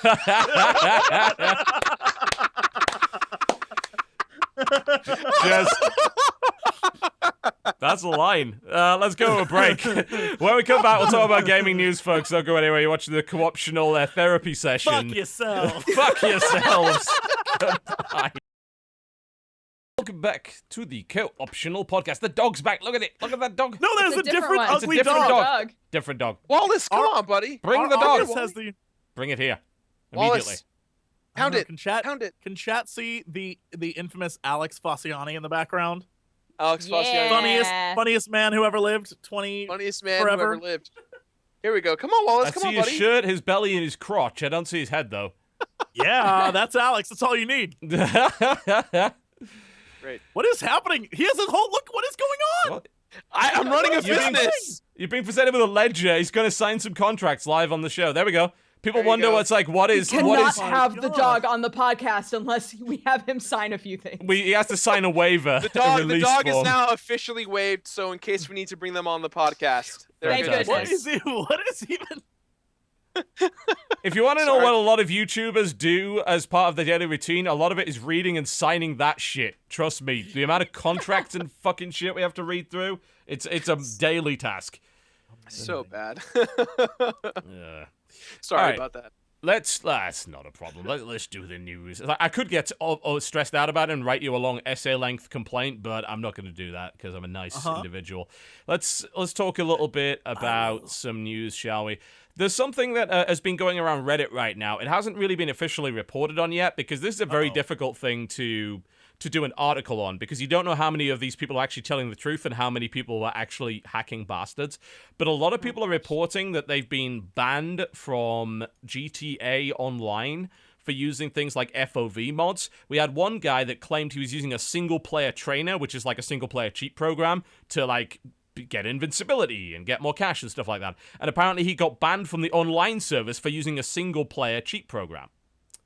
Interesting. Yeah, so there's a lot of this going around right now. Again, I don't think there's any like official response on it just yet, but people are pointing to the fact that the guys over at Rockstar are saying they don't officially support modding, and apparently this counts as modding. And it's starting to piss a lot of people off. Support and damn are different things. Yes. Yeah, exactly. Yeah. That is absolutely true. I want to talk a little bit about single player cheating. And I want to talk about specifically GTA 5, because GTA 5 sells in-game money for real money. Like, you can buy through the social club these in-game credit cards that will give you a bunch of cash in-game. And it's I wouldn't even call it a microtransaction, because they're like $20 or whatever. So, apparently, you can do that. Now, here's a question for you. As more companies try to do that, do you think that they will aggressively go after people that use single-player trainers because they would prefer that they buy that money using their microtransaction store? Do you think that's a factor? Well, trainers have never been, like, trainers have always been the outlier. Like, trainers are the things, like, if you're going to super cheat, that's how you super cheat. It's never been the thing that you, like, that's almost console commandy kind of level of, like, I'm really cheating. And I think it's different than mods. So I feel like they may have the right to complain about a trainer. But with that said, I've used trainers before. I'm not going to lie. I don't know. I'm not sure where I stand on this because I use them from time to time when I'm, if I find an old game and I don't want to sit through like the oldness of it. Sure. And I'm like, I just want to see the story. I'll use a trainer. But I think in the case of real money, when real money's involved, a company will always like stay on the side of we want that real money. Always. So if your trainer gets in the way, if anything gets in the way of that, they're going to be like, shut it down. So I think in that situation, there's probably... Can we explain for chat's benefit what a trainer is? It's an external program that modifies memory values. It's often like a DLL. So it's like the PC version of a Game Genie, essentially. It's modifying the code. And, I mean, it's technically hacking the game on a very basic level. Yeah. But you should bear in mind that it's for the single player in particular. And sometimes it's little programs, sometimes it's more complicated, but the general gist is there will be values and it'll be like, how much money does your character have? What level is your character? What stats they have? And usually you're just like 9999999 for everything. Yeah. And then you go back to the game and you're invincible. And it doesn't change anything in the game except for your character and the stuff your character has. So it just makes it much easier. And it's a massive cheat. It's like I just want to point out I made a mistake. Incidentally, you can't buy single player money. You can only buy multiplayer money with that code. So, so I would toss things. Yeah, toss the argument that I just made out of the window. Because they're obviously not going to be concerned with that. But when I hear people using single player trainers getting banned from the online mode, that to me starts to ring alarm bells. Because as far as I'm concerned, if you're playing single player, you should be able to do whatever the fuck you want. If you want to cheat in a single-player game, that's up to you. That's kind of how I feel. Like, you bought the game, and if you want less of an experience than they intended, then that's your business, right? Well, you get to dictate your experience. Yeah. Like, if that's what you want to do, then do it. Yeah. Yeah, absolutely. I mean, GTA in particular, because I know they've really gone all out on the stories lately, and yeah, I'm impressed by character development and voice acting and the scripts for GTA 5. It's very impressive, that it is on the level of like some of the really good television dramas. You know, I mean, a lot of the stuff is obviously ripped hook, line, and sinker from shows like Sons of Anarchy and Breaking Bad and things like that. And why not? And it's good. Like, it's well voice acted, it's well written, but still, it's GTA, and more often than not, people just want to drive around and be a fucking idiot. And sometimes they want to be invincible while they do it, and sometimes they want to summon the best vehicle in the game, or get infinite ammo, and so on and so forth. And I think they should be able to do that, and I don't, under any circumstances, think that Rockstar should be banning people for that. Now, I mean, I guess it might come down to their user license agreement and things like that. Like, if there's something in there, terms of service, that's just like, you know, don't play this game in a way other than it's intended or something like that. Which is bollocks. Like, it really is. Like, I know that, yeah, you own a license to a game, but frankly, if I see a company trying to enforce that on anything that is not very strictly anti-cheat for multiplayer, then I start to get a bit antsy. Because I'm like, why the fuck are you trying to dictate this to me? Can I ask a question? And this is just, I may not know how this works, but how did they as a company know X Reddit user was messing with single player mode? So a lot of these trainers use like DLL injection methods and memory altering methods that are caught by their anti-cheat system, and they got banned that way. Now, if this was just, oh, we're sorry, we unbanned you, that's fine. But here's the thing: what I was reading some guy's email response. And they got a response in broken English from Rockstar tech support that basically said, we don't support this kind of thing. Yeah, you're not getting unbanned. Like, if that's what's happening, then that's a problem. So they have a system in place that just catches any and all cheaters and things like that. And so he got caught up in the system of it and was like, I was just doing it in single player. And their response was tough shit. Basically, tough shit is what happened. That's from what I've heard. I mean, up to this point, Rockstar single player, Rockstar has been having problems with people getting their accounts hacked and all sorts of things like that. So I have a feeling that this is like yet another in a long line of customer service failures from Rockstar, because they evidently just don't give a shit. That's the main problem. Like, they haven't responded well to the hacking at all. It's taken weeks for people to get their accounts back. Did you watch the video where Rockstar had to respond to it? Because I can't remember the name of the company, so I'm sorry to the website that actually did this. He called tech support multiple times and was hung up on over and over and over again and recorded all the calls. And he eventually got them to admit that Rockstar higher-ups had told them just to hang up on people that asked about hacked accounts. Yep. Yeah. Whoa, that's amazing. Yeah, that is disgraceful. I mean... But I mean, I haven't played a Grand Theft Auto in a while. Don't they come with cheats built in? Like, if you're playing the single player campaign, I don't know if there are in GTA 5. I know there used to be, but yeah, I mean, these, whatever the code alteration must be, then it must be something that the codes aren't, because you can definitely do codes in GTA 5 that give you like super speed or super strength or free falling from the sky or money and guns. Like, so I guess like it seems a bit redundant to me, unless the trainer that he's using can do other things. Yeah, which I'm sure that must be the case. Yeah, and it's also if this really kind of crosses the line, I think, between cheating and modding, because really, isn't cheating to if you cheat to a certain degree, aren't you essentially just modding the game at that point? Yeah, really, you are, right? I mean, I'm a bit worried about it. It's a bit concerning. There have been a couple of articles. Probably the most prominent one was on Kotaku Australia. They did an article that says, and this is the one that really bothers me because I'm furious when they do this. Apparently, using a field of view mod can actually get you banned from GTA Online. So dumb. So they got an email. It was an automated message from using this field of view mod, because the field of view in GTA is not very good. Like, you can ramp it up to maximum. It's still only about 80, which really isn't that great. They got an automated message that said your account has been flagged for violating our online features code of conduct, and we have basically flagged your account, and we will switch off your multiplayer and so on and so forth. So there is. I understand trying to stop hacking, and hacking is rampant in GTA right now. It's really bad. Like, apparently on launch it was even worse because they had nothing to stop it at all. But yeah, you can get banned for doing things like using field of view tweaks, which is awful. That's really terrible. Like, you shouldn't. That's too That shouldn't far. be happening.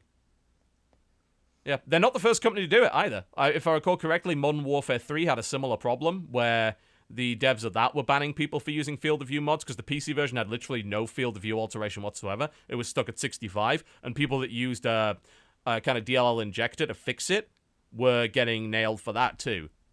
I'm like, look, the reason people are using these things is because you didn't put the right functionality in your game in the first place. This is your fault. But you know that their response would be like, who's to say what the right functionality is? We designed this game, we did X Yeah. and Y, and this is our vision. And Fuck your vision.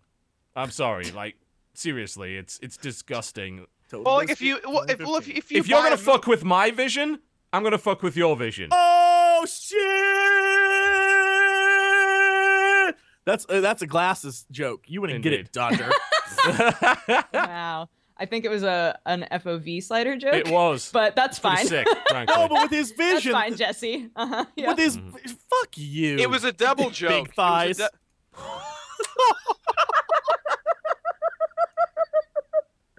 I'm joking. Wow.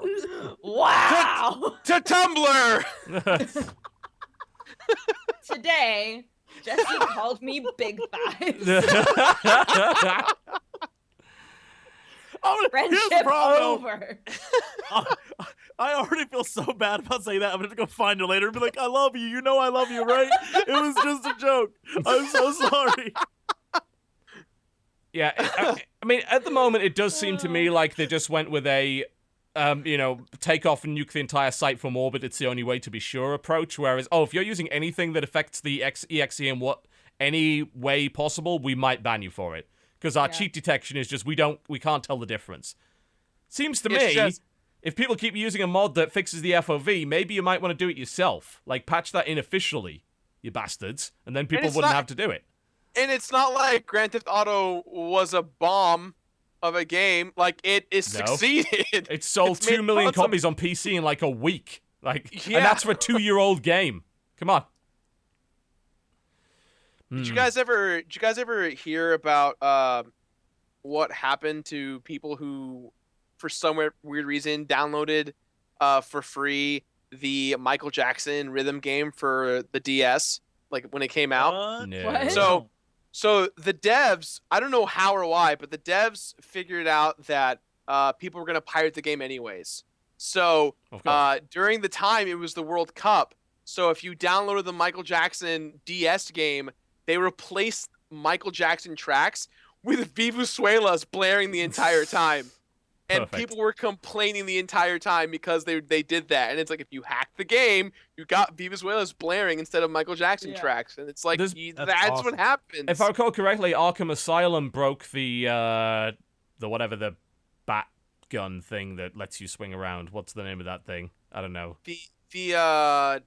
The bat claw? Grappling hook? Yeah, the bat claw? claw. They broke the bat claw, making some areas impossible to if you pirated the game. There's actually a lot of stories of people hiding that stuff. The main problem is that sometimes the game is buggy and triggers that anyway if you have a legit copy. So for every story there is of someone complaining, oh yeah, they broke gliding. You couldn't glide. So like any of those levels where you had to glide over the gas, you couldn't do it. So there was the Serious Sam 3 had an invincible giant pink scorpion that chased you around and killed you if you pirated the game. There's all sorts of stories like that. But sometimes they bug out and like they happen anyway, which is not good. Oh yeah, Game Dev Tycoon was the best example. Your company got shut down for piracy if you pirated Game Dev Tycoon. It was just perfect. good. And people asking, how do I stop piracy? It was the best message because it was literally teaching people about the effects of piracy. It was like, God. this is So that's so meta. It's perfect. Absolutely perfect. The irony is just too good. Yeah, it's Too brilliant. good. Absolutely brilliant. But this FOV thing and all the modding, I don't know. I need to see, I think, Rockstar clarify this, and they also need to be very careful about who they're banning and who they're not banning. And again, isn't it what Netflix do? They actually keep an eye on what's being pirated the most, and they try and get that series for Netflix, because they know they'll get more customers that way. Use that. Piracy is a service problem. So is modding like that. Like, if you're if your game doesn't support what someone needs in order to play it comfortably, you should fix your game. That's a message. That's valuable feedback. Agreed. People pay a lot of money to get consulted on those issues. These guys are willing to tell you for free that your field of view or whatever is not good enough. So make it better. Fix it. You know? It's not that hard. Come on. People just have to mess around with an .ini file. Can't be that difficult. Get it done. Yeah. So that's that. What else is there in the news? What? Oh, yeah. The PlayStation Now subscription service is launching on May the 12th, that being the streaming thing. Mm-hmm. And they're offering a cracking selection of games, including F1 2014 and Farming Simulator. Oh, yes. Yeah. A+'s everywhere. That not exactly the strongest lineup. It's like Fat Princess, F1 2014, Sanctum 2, Dynasty Warriors, Strike Force, and Farming Simulator. Ooh. Really? That... People are going to use the shit out of that. I don't think so. So that's the stuff they're kind of adding to it. I'm not sure exactly how much this service costs, but this is going to be it's what people were asking for. They were asking for a subscription, which is basically like Netflix for games, instead of having to buy things individually. Because frankly, the prices were absurd. And they were all over the place as well. So I'm happy the subscription system is coming in. It's a shame that they launched it with these games. Like, yeah, that's no real killer apps there. Just not really impressed. Here's the deal, though. I got 2 words for you, or 1 word. Gamefly. Gamefly. Gamefly. Like, if that's what it is. It's just Gamefly. It's the digital version of Gamefly.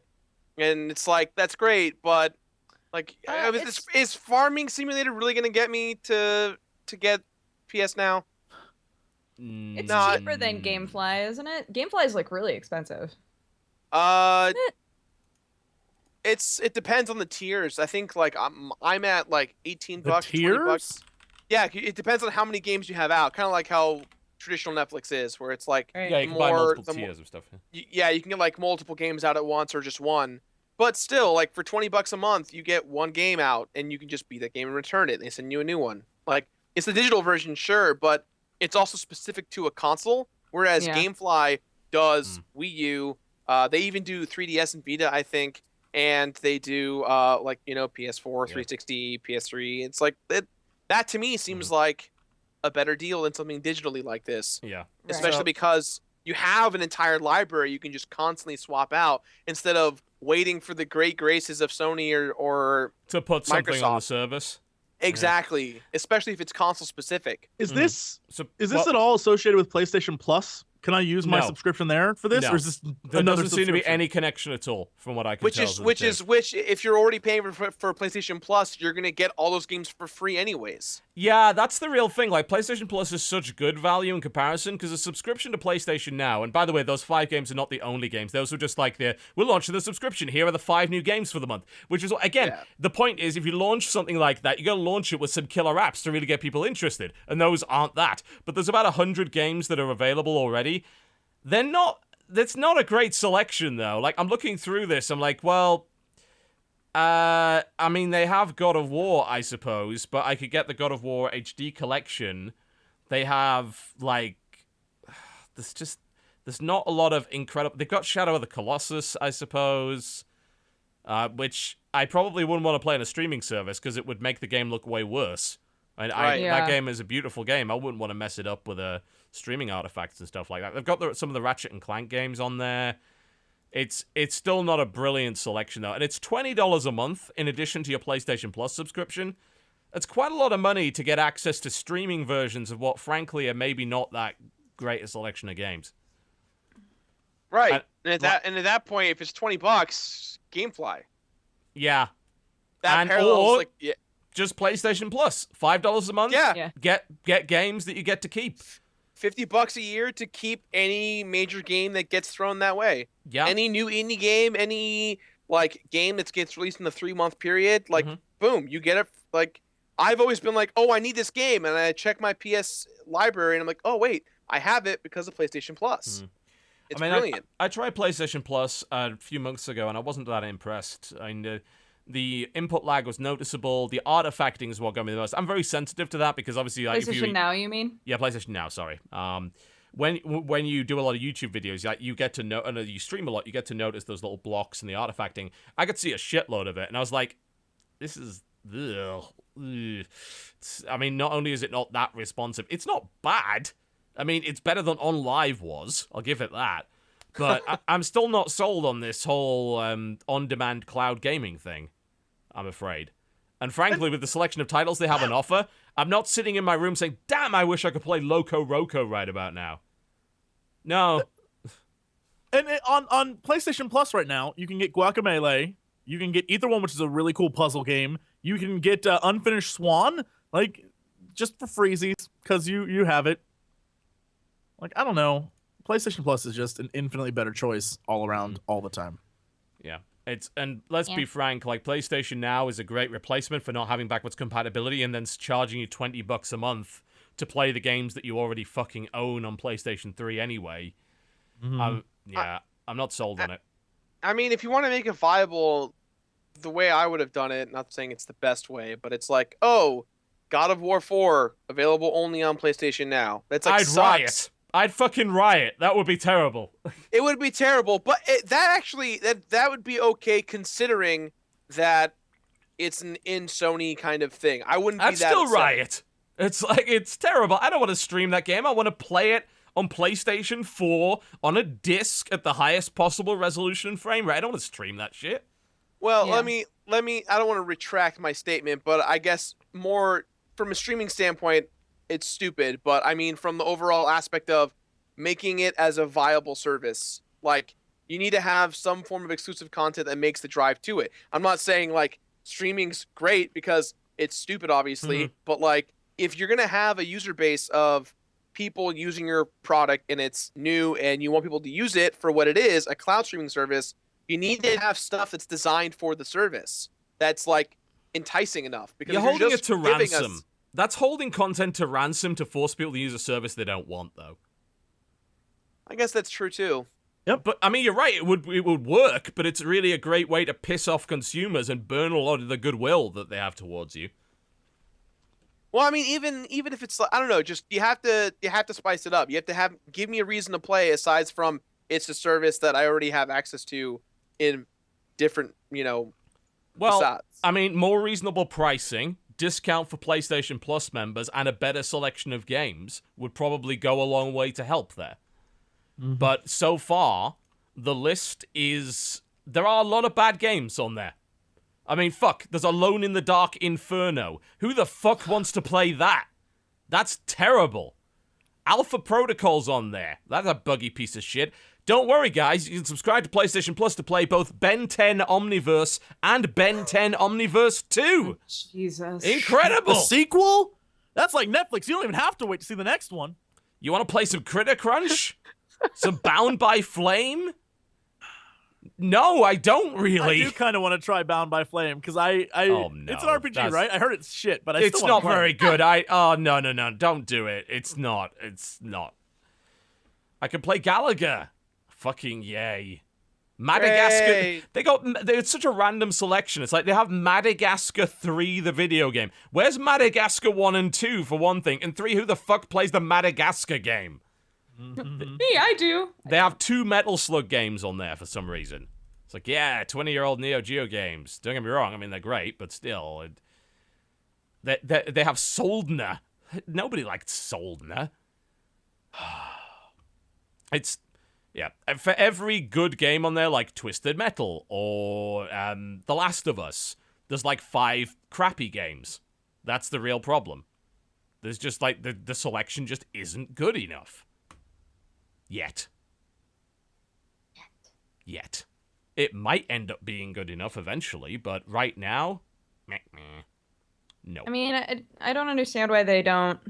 For PlayStation Now, I don't understand why they don't do kind of what PlayStation Plus does, where they're like, hey, for this month, you can, like, we have a few, like a theme of like a few older games that you can stream, for free. And like every month have it be like a different theme or a different I don't know, time period or something. Oh yeah, Like that might work. make it interesting Yeah, that way. tie it into PlayStation Plus or make it like a budget thing. Like I did. The thing is, like, if I don't want to play 90% of the shit that's in there, and it's like, oh, well, I'll just rent something individually. Yeah, but the renting price is like $7 for 3 days for some crappy old game. No. And like it took a while for PlayStation Plus to really figure itself out too. Yeah. True. So PlayStation now, they might eventually figure out something that works for it and a price that works for it and make it worth our while. But it might take a bit. It might take a lot of feedback and tweaking. I So- mean, wasn't PlayStation Now supposed to be, when they announced it, the idea of, hey, we have a gigantic library of old Sony licenses that have not been used in years. We want you to have your entire Sony library under one, umbrella. Here it is in PlayStation Now. That to me makes more sense with releasing like older PS1 games. Like Cloud gaming. I What personally really is love cloud gaming. I still don't know. 3 years later, I have no clue. I would love to see a resurgence in the game Brave Fencer Musashi for PS1. Like, you digitally can't get that game. That's a great game. That game probably, realistically speaking, is not very large in regards to file size. That's something you could probably stream and, like, again, going back to like enticing. That's a great way to do it. But with games like Madagascar 3, you're not doing so hot there. It's all about, I suppose, someone wants to sit down and they want to play a game now. I'm like, okay, but the selection of games that you've got doesn't have enough star power to make say, damn, I really want to play this right at this very moment, instead of saying, well, I guess I can order a copy off Amazon, or I guess I can download a copy from the PlayStation Store. It's like, no, I'm so desperate to play this game that I want to stream it now and not wait however long it takes to get it. That's the thing, I think. And I don't think there's just not enough there to push me to use it. And don't get me started on the quality problems, the lag issues, and all that kind of stuff. Which is there. And basically, if the service is laggy, there's not really much you can do about it, because you're probably stuck with whatever internet provider you have in your area if you're in America. You can't fix that. Not everyone has Google Fiber ready to go, 1 gig up, 1 gig down. I would if I Google. could, but I can't. I don't have that One day. option. I literally have the best internet connection money can buy in this area, and it's not very good. Simple as that. I can't do anything about that. So I don't think so. I'm not sold on PlayStation Now at this point. Speaking of quality and PlayStation, did you see the lawsuit got thrown out? The 1080p lawsuit? Yeah, No, you it linked got- to that. They threw that out? That's disappointing. The 1080p lawsuit. Do you know why they threw it out? The article, I don't think it Do you have an says article why link? they threw it out. The basic gist was that Sony, well, the makers of Killzone Shadowfall got sued because they said it was 1080p, put 1080p on the box and everything, but it was actually like a bunch of lower resolutions. Yeah, I think it's mashed like together it's to make 900p, I think, for a lot of it. I think the single player was not 1080p at all. I think the and so it's multiplayer might have been, basically- but... No, the multiplayer, that's specifically what it was saying, is that they used something called... Revealed Shadowfall uses a technique called temporal reprojection to achieve its resolution. The lawsuit said it was meant to provide a subjectively similar result. It's to full upscaling. 1080p. That's all it is. Yeah, apparently the multiplayer ran at 960 by 1080 with a high quality temporal upscale, which is not actually... That's not even close to being 1080p, because 1080p is 1920 by 1080. So that's about half the pixel density. That is... And so the complaint was that they were lied to. It was on the box. It was blatant lie. Sony said this is going to be like the best 1080 experience you'll ever get. And the people just sued them. They were like, we want money. It seems like one of those things that they never would have won, but it was a blatant lie. But there's no real, like, we gave you 1080p, just not good 1080p, so you can't sue us for that. I feel like that's why it was thrown out, because they got it. They just didn't really get it. 1080p is 1080p. Like, it's not like it comes in, like, there's not like 1080p light or diet. It's like, That's what they got. Yeah, it either is or it's complain- not. Don't... Glorious, flaccid 1080p. Well, Yeah, I mean, and they're like, it was blurry, and the multiplayer graphics were distorted. Yeah, I mean, and it is. I mean, it's the same as, say, saying that that the Order 1886 was a 1080p game when in reality it's actually 1920 by 800 with black borders. And those black borders actually account for 25% of the pixel density, so they're literally rendering 25% less shit on the screen, which is why they put those black borders in. And then, of course, they said, no, it's our cinematic vision. It's like, no, it's not. You wanted to get 25% more sparkly in there. That's why you did it. I'm gonna say I'm a bit disappointed they dismissed this, because the guy was right. I mean, suing them for $5 million over a video game is probably excessive, but legal standing wise, like, I mean, you know more than I do, but it feels like one of those things where he's absolutely right morally that they screwed everyone, but legally it fit a 1080 screen without having a black borders around the outside, so I think the judge just didn't know what the fuck he was talking about. Like, that's what's probably likely. I don't know what any of this means. We're throwing it out. But it is funny that the huge lawsuit about 1080p is the big thing on consoles, and it's like everyone on a PC is like, should I get a 4K monitor? Because like I want to experience things. It's like, oh Jesus. You know what fucking bothers so me? I'm reading one of these goddamn articles, and it's so incredibly biased. I mean, I don't know what I even expect out of traditional games journalism these days, but the subtitle for this is "Frivolous Case Sees a Resolution." Oh God. And there's other lines in here. And this is so fucking biased. It's not even funny. There was another line in there that, let's see, that's like, oh, nobody really noticed and things like that. I'm sorry, like, who the fuck are you to claim this is frivolous games journalism, guy? Like, where do you get off, like, making that judgment yourself? Like, I'm writing some news. Let me inject my own personal opinion in there. Yeah, I think it's a frivolous lawsuit. Yeah, well, I think you're a console peasant, personally. It's like, well, I can't see the difference. Well, I'm sorry that your standards are too low, then. Yeah, the comments on all these articles are either like, oh, man, that sucks, or like, this guy's a dumbass. Why would you sue for that? Like, I better go use it to buy, like, nudie magazines. Like, oh, you're the worst, internet. Oh, I love it when people fucking defend the companies that they're giving money to. I'm like, are you out of your minds? These guys, if someone lies to you, let's be honest, like, the 1080p claim is a lie. Like, it's a straight up lie. It's not the first time a Sony company has done it. It was, we remember the Killzone 2 debacle at E3. It was like, this is in-engine footage. It's like, it clearly wasn't. Like, it was all pre-rendered. Sony's been caught on that multiple times. You are defending a company lying to its customers. You think that's okay? Oh yeah, that's the other line. Them and they As don't such, be lied folks to. who purchase Killzone Shadowfall, this is a direct quote from the article, will not receive any kickbacks over this mild marketing blunder. Mild marketing blunder? That's what. Why is a games journalist making excuses for a fucking company that lied to its customers? And why are customers defending the company for it? What the hell's wrong with you people?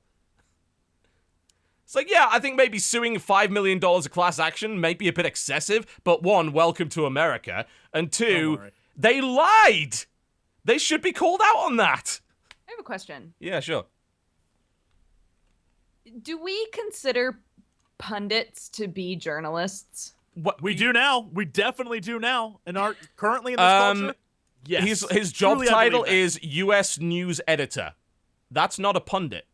He's not claiming to be a pundit. Right. I'm just curious because I feel like so much of journalism is Punditry? It's just I'm going to recite some facts that we know and then I'm going to give my opinion, which is not Yeah, I mean, I do that. what journalism But I've is never supposed claimed to be a journalist. That's exactly what I do too. And I'm like, I don't call myself a journalist though. No, like you're a I pundit. never would in a million You're an years. industry commentator, you're a pundit, you're an entertainer, you're not a journalist.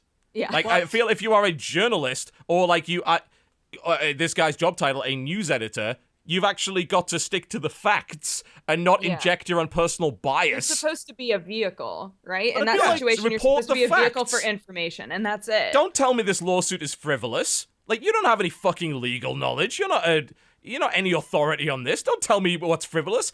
Report the facts to me and let me make up my own mind. But I feel like journalism itself is so close to death that there is no such, like, real journalism is so rare that people don't know what that is. And when you report the news, you are then assumed to be a reliable source of information. How dare we assume that? And so, I mean, you're not every bit of news that you get comes with a bias with it. And, that's It's all. There you go. It's also all BuzzFeed bullshit. Just like, click our articles. I mean, like the rest of the internet? Yeah. The Yeah. entire internet is BuzzFeed now. That's what it 25 is. reasons why this lawsuit was frivolous. Number 7 will shock you.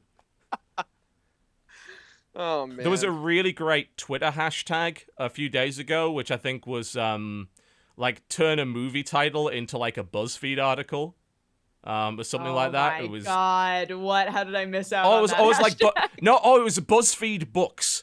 Like they turned like To Kill a Mockingbird into like a BuzFeed title and stuff. Oh no. It was great. Yes, It was such that a sounds good hashtag. It was so amazing. creative.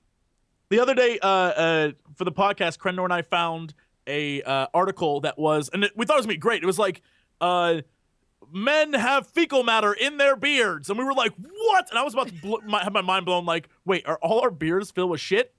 No, it was just like 3 dudes that they like out of like 100 guys, 3 guys just didn't wash their hands and ever take showers. And I was like, that is the stupidest article. Like, I thought it was gonna be amazing. Like, your beard is full of crap. Nope. Not really. No, it's just I was these like, guys don't wash their hands properly, and it's It 3 was out such of a 100. clickbaity article. I was so disappointed. I was like, man, that's so stupid. Although Well, it made me feel better about I shit did beard. read an article a long time ago about toothbrushes and how toothbrushes have fecal matter on them because they're always in the bathroom. So Yeah, but everything. you're welcome. Literally everything. Spoiler, Planet Earth. Before The you freak stuff out in my about that, house. Does everything in my Literally house have fecal matter on it? Because it's in the everything same has house as a fecal matter. toilet? Everything has fecal matter on it. Yeah. Literally everything has fecal matter on it. So get over it. Like Yeah. your hands, your keyboard, the Immune shit, systems, y'all. Yeah, You're I- fine. I you'll read be okay. You'll be fine. I read an article today that was totally clickbaity, and it really made me upset. It was like, study shows that beards are just as dirty as like Buttholes. a thing of nuts from the bar. And I was like, what? And I clicked it, and it's like, did you know that men don't wash their beards? And it's like, no, I clearly wash mine. Well, like, I some don't of them know. don't, but some of them Every also day. do. So Every I mean, day. If Every you go, day. I mean, by Huh? proxy, if you go Absolutely. in the shower and you're at least like, there's water That's- on your face that's running through your beard. That's This, yeah. guys, this at the very transitions least. down to this. It's that easy. It's not hard. You go, oh, I'm washing it, and now I'm still washing. It's not hard. I It's not shampoo, hard. I shampoo mine sometimes. Why not? It's easy. Shampoo your head, shampoo the beard, wash it all It's off. all Done. right there. Easy. It's all Takes there. like 2 seconds. Why not? yeah, Yeah, me too. I wash my beard too. I'm sure you do. It It's- looks beautiful, by the way. they, Thank you. Here's what, like, when it comes to clickbait, I have a very sort of simple policy for it. If you need to trick people into reading your dumb opinion, then you're not very interesting. So, if you have to fucking sex it up in order to make yourself interesting, then you need to work on being a better writer, frankly. Or a better YouTuber. It's like YouTubers who trick people into looking at their video because they have a set of boobs in the fucking thumbnail or whatever. It's like, Oh, I 10 make my boobs You'll thumbnails... never touch. Boob thumbnail. Yeah, I make my titles and my thumbnails as boring as possible on purpose. Yeah, just as a challenge. It's just more fun that way. And for anyone who questions that, all you have to do is go to my channel, and one of the top videos was a video we made years ago, and it's just a picture of a bra. That is one of my most viewed videos ever. And it's not, it was just because we froze a bra with liquid nitrogen, and I was like, oh, that's kind of, it has nothing, like, I don't give 0 shits about that video anymore. It is one of my most popular videos to this day, because they're like, there's boobs in this video, I bet. We Like, had no! we had a similar thing with it was actually completely by chance that this happened. For those who don't know, if you don't set a thumbnail, YouTube will make one for you, and it Yeah. picks a kind of a random frame of the video to do it with. Now, I did a video called like Should You Pre-Order Video Games, and I had footage from Duke Nukem Forever in there.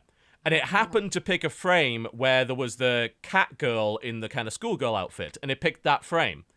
And that video has like over 1 million views, and I attribute a lot of that to the fact that there's a cat girl in a schoolgirl outfit on the thumbnail. Like, people know what works. It's on YouTube, it's great thumbnails that are usually pictures of girls. If you look at those like top 10 best vines this week, it's always a picture of a hot Always girl. a girl in a bikini, always. And she's yeah. always in it for like 0.1 second, because the rest of it's like dudes flipping off shit and like guys having cool. But people know what sells. And on the internet, when it comes to like clicking articles, it's whatever the most scandalous shit you can write is that will get people to click the link. It's not news. It's just bait. And it's so aggravating. It's infuriating. Oh yeah, I couldn't agree more. It's just like I would like people to separate opinion from fact more than they do. You know, I think that article right there, you know, take this article as an example. It's by far not the most egregious thing I've ever seen.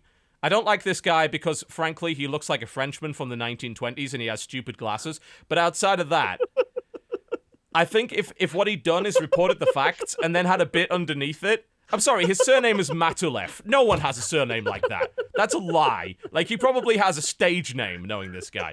Anyway, he's that pretentious. He's wearing a beret! A fucking beret in his goddamn byline picture! Nobody wears a beret! Hour 2 of the show, guys, please don't make fun of us. We really have fragile emotional We states. really do. Like, we have got a lot to get off our chest. I'm sorry. But this guy is a fucking asshole. This guy... Fuck that guy. I'm sure he's This really French nice in motherfucker real is life, an but he has a asshole. stupid mustache, and his glasses are tinted, and he's wearing a beret. Like, and he Man, has a what a neck dick. beard, and just... Right. Anyway, I'm sorry. I'm sorry to this guy. Like, it's completely unfair for I me to bet say his all that calves stuff. are so fucking huge. He has fat thighs and everything. Fat thigh. He doesn't use Tabletop Calf Simulator asshole. properly.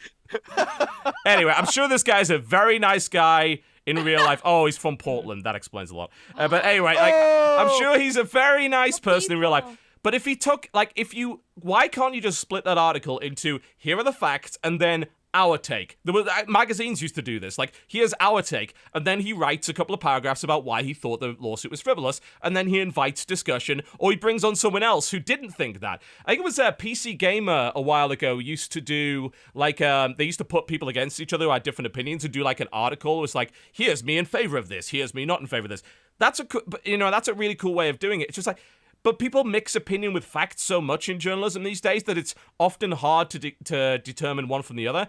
And journalists seem to believe themselves to be fucking activists these days. Like, I need to campaign for my opinion. No, you're a journalist, report the fucking facts. If you want to be an activist, get on the street, make a protest sign, and be an activist. Don't pretend to be a journalist. But nobody reads the real journalism. Just facts? No one wants to see just facts because everyone wants to have their opinions reinforced. They want to see And so sassy bullshit. Yeah, and it's They want poisonous. sassy bullshit forever. I've said, like, I see this, and you've probably seen this as well, where people get upset that you didn't like the same game that they liked, and they came to your video, and this is particularly true with my channel where I'll do, like, critiques. Guys that already own the game come and watch my critique and then get mad that I didn't like it as much as they did. It's like, you already bought the game. Why the fuck do you care what I thought of it? I don't understand. Like, what is this? Because you're TotalBiscuit. But it's You're on the so internet. prevalent. It's everywhere. As you said, people, like, they go in search of confirmation bias. Like, they want to have their opinions reinforced by somebody else. So they can then point to, oh, well, X person said the exact same thing I said, so I'm right. That's all it is. It's just an echo chamber. That's why I have my show called Defend It, where it's just like, I like a game, everyone else hates.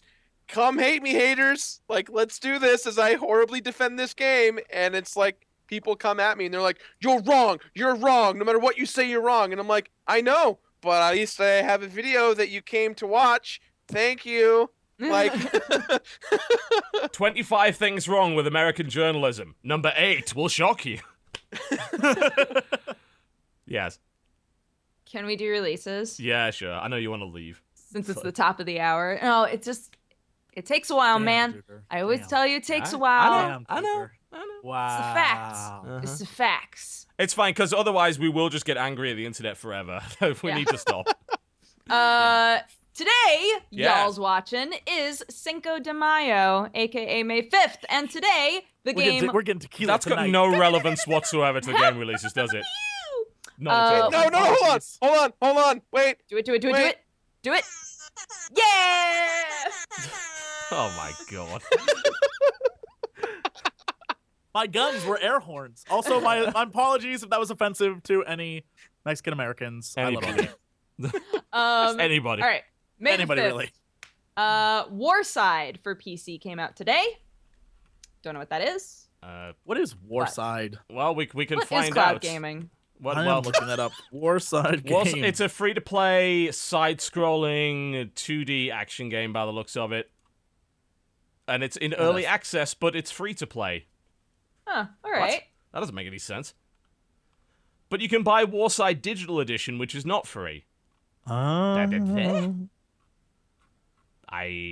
don't understand why that is. That's a little bit weird. I can't figure out what the gameplay is. It also like, claims to be an MMO, which is clearly not true. It's weird. Huh.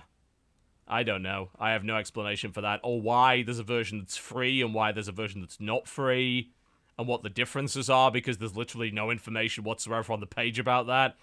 There are a lot of photos of this sexy ghost in a shell girl. Of course there She's is. everywhere on this. Uh-huh. Big surprise. We talked about this before, didn't we? You know, get a pretty girl on there, get people interested. I clicked. I bet you clicked. I bet you clicked so Oh, I hard. clicked.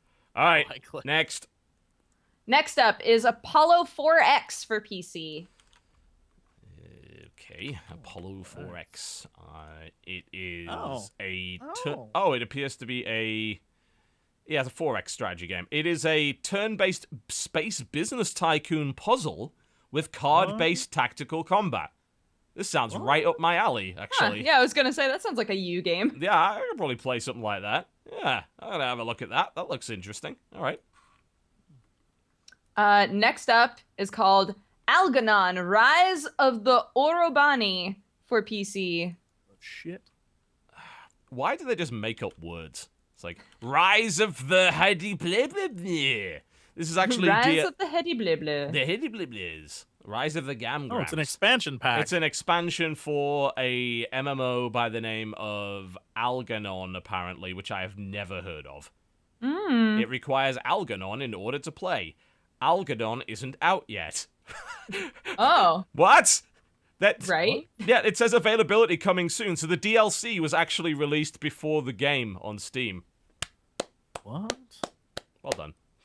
That's quite special.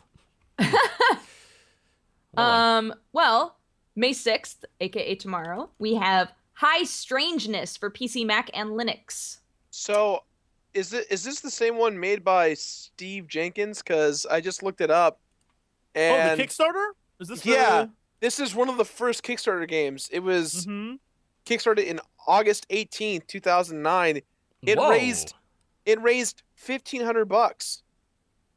1,500. So that's Yeah, not a lot, I mean, maybe it was in.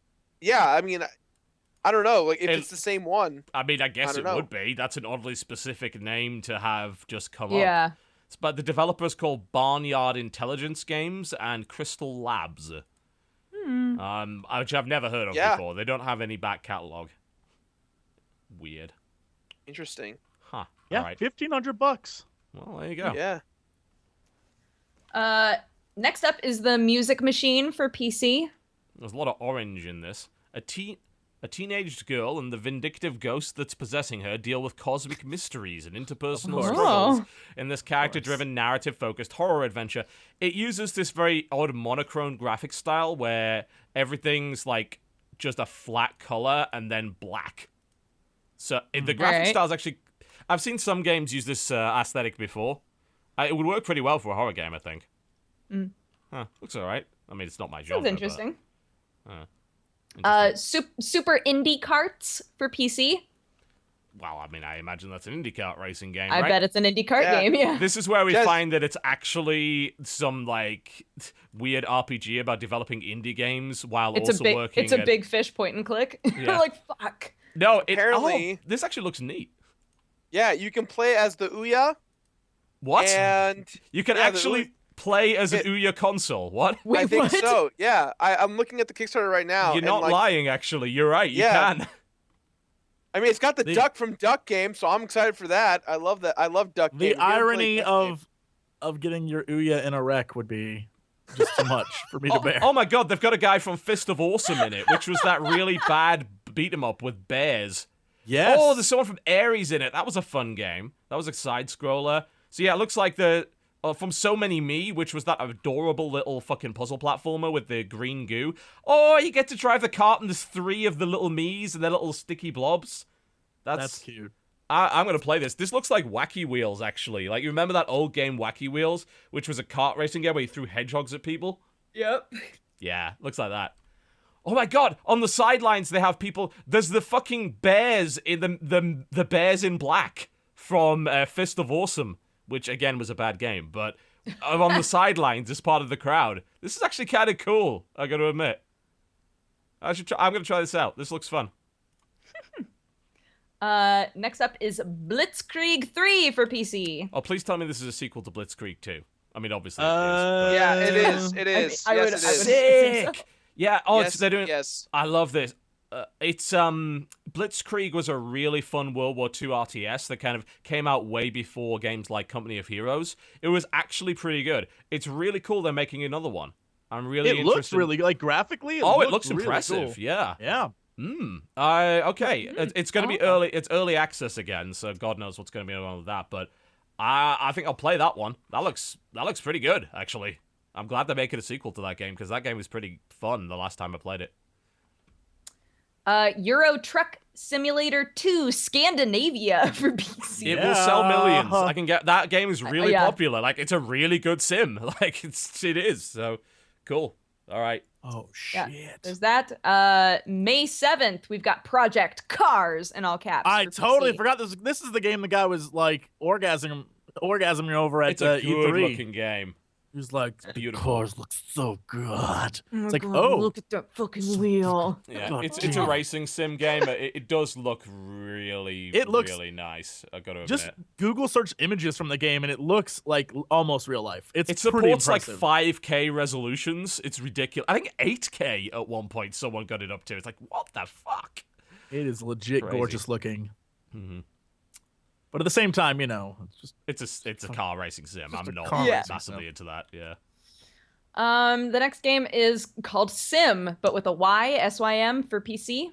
It's a puzzle platformer that explores social anxiety disorder. You play as Josh, a teenage boy trying to reconcile a maze of two contrasting worlds that coexist within the blank spaces of each other, his perception of reality and the world he created to avoid his fears. Neat. I mean, Interesting. The the concept sounds cool. The trailer's pretty cool too. uh-huh. I don't know how well it's executed, because there's been quite a few games that have tried to deal with stuff. Obviously, like, everyone knows about Depression Quest, and a lot of people thought, it wasn't a very good way of handling it. But I do like the fact that some games are trying to take those issues on. So, I mean, I hope this Yeah. one is just a more effective video game than something like Depression Quest, which was, in many people's eyes, not that good. Yeah. The next one is called Revenge Robar's Myth for PC. it looks like you play as Harry Potter. You are a wizard with a You wand. are a wizard. You join a wizard academy. Awesome. I'm into it. You brew health Yeah. potions. Yeah, you're in a library brewing health potions. It's Yep. like it's like Harry Potter to the FPS. That sounds awesome. But it's more of a puzzle game. Like, apparently, like, there's use spells to solve puzzles, and there's an open world and things like that. Have you seen Harry Potter? That is a puzzle game. I thought Yeah. it was a series of books and then a staircases go wherever the fuck they want. The maze that moved and getting into the one tomb because he had to learn I'm how gonna to be split. frank, like, I never watched Harry Potter, like, or read it, so. Total biscuit. You missed up on those young kids growing. You missed them. They grew up before our eyes. I am TV became young entirely adults. okay with that, as it turns out. I'm alright. Young I'm good. adults. Just what a Slytherin would say. I don't know what you're talking about. What a All right. slither. Next game is called Decisive Campaigns Case Blue for PC. It is a war game that simulates the German drive to Stalingrad and into the Caucasus of the summer of 1942. How'd that work out, Germany? Not amazingly well for them, if I recall correctly. I wonder how that game ends. I wonder what the ending of that game is like. Well, I imagine you can probably win. It looks like a fairly complex war game. There's, it's a niche title. I know a lot of people like war games. I'm personally not into them, but I can see the appeal. May 8th, we've got Rat Venture Challenge for PC. Aha, it's the sequel to Bad Rats that everyone's been waiting for. It's not at all. Two I was gonna crazy say, rats. Such a lie. It looks like it was made by the Cut the Rope devs. It actually does, doesn't it? Wait a Oh. minute, Yeah. this is a fucking ripoff of World of Goo. Look at the way they do the bridges. Like, this is World of Goo, essentially. You Yeah. build bridges to get the cheese. I love how I'm looking at the It trailer. looks like a mobile game, honestly. Yeah. Like, it looks like it was actually developed. It's got the 3-star system. It's got all the, like, aesthetic of a mobile game. yeah, this thing was clearly made for iOS. Yeah, I think you're probably very right there. I would have to look up and see if it's been on iOS before, but it's got all those trademark features that a mobile game would have. Yeah. Next up is called Terraform for PC. Terraform. Okay, I assume it's about terraforming, one would think. I would assume. Yes. Hopefully in space. It is a relaxing turn-based puzzle game. Alter over 200 planets to allow settlements and forests to Space! survive. Did it. There you go. Yeah, it's just Cool. a puzzle game. It's pretty good. I could see some people would probably find this very zen. Yeah. I would probably hate myself. Next game is called Last Word for PC. Last word. It is In a a s- game. Ooh, Yeah, this looks fun. In a society where having the last word means having power over others, a small party is disrupted by a gentleman who politely issues orders via one-way intercom. I want to play the shit out of this. The art style is kind of Earthboundish. I'm It is. in.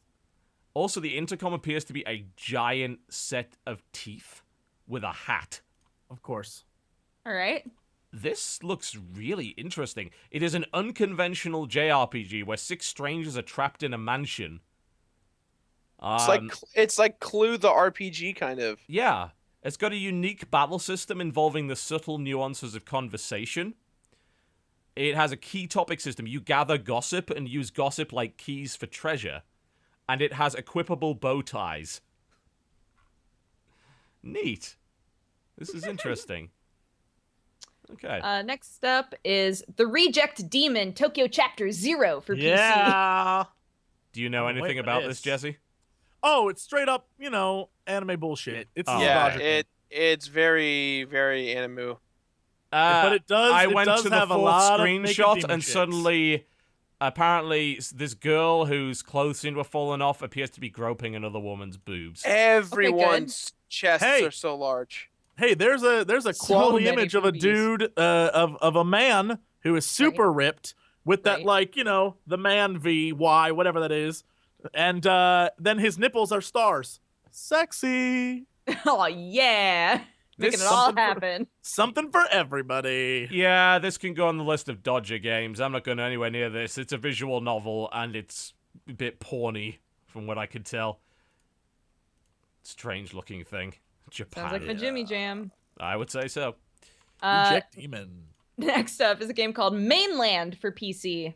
Text adventure about a traveler of a 19th century. The cool thing is it actually looks like a book. Like, they have it on parchment, they've got, like, ink splatters everywhere. It's literally a text adventure, which I'm totally cool with, of course. Yeah, I love text adventures. Well, I actually don't love them, but, yeah, I used to play them. You like that they exist. I like that they exist, yeah. I Yeah. respect their right to live. Next one is called Selfie, Sisters of the Amniotic Lens for PC. That is a very strange title for anything. The And- description of the TB. Read the description of this game because it is effing bonkers. Yeah. Look at skim through the trailer. I'm so I have no idea confused. what's happening. The endless halcyon days of nauseous pine summer of love are over. The travelers and minstrels, dreamers, and drug dealers have gone. Now it is 1908X. You wake up in a very bad situation. You were the sisters of the amniotic lens, and now it's time to face what you did to the minds of the naive all those years ago. Turn off your mind, relax, and float downstream. It is dying. What? the shit is happening? This is amazing. One of the features is Yes. quantum physics. Oh, okay. Sure. What the shit is this? Story-driven non-game with space exploration elements dealing with the dangers of the radicalization of the vulnerable. What? All right. Good. What does that mean? I like the fact that it admitted it's a non-game. That's really cool, because I imagine, like, it doesn't actually have a lot of gameplay. A lot of these games, like, that don't have a lot of gameplay, it's like, yeah, we're a game. It's like, well, are you? But these, like, no, we're a Tits. non-game. This game looks bonkers. I don't know what. I have no explanation for this. This is very strange. Oh my goodness. Wow. Well, the next game is called Shrooms for PC. Was that the thing the developer was eating while he made this? Circle. Full circle. All came back around. Mutate your body to fit your gameplay and survive alone or with your friends in the exotic fungi-covered world of shrooms. It looks like an early access survival game with mushrooms in it. Yeah. Apparently it has playable badges, I think. All right. This game Good. looks very strange. And our last game is on May 11th, Inside My Radio for PC. Can you beat the beat, is the question. Apparently there's Oh, electro, God. dub, and disco music. Your every action needs to be yes. right on the beat, so it's a rhythm game of sorts. Rhythm It's got game. a nice aesthetic, though. It's kind of pretty. It Oh, it's reminds like me a of... it's like a rhythm platformer. Yeah. Yeah. Oh, God, that's like one of my nightmares. That's my trigger. I can't do that. It looks interesting, though.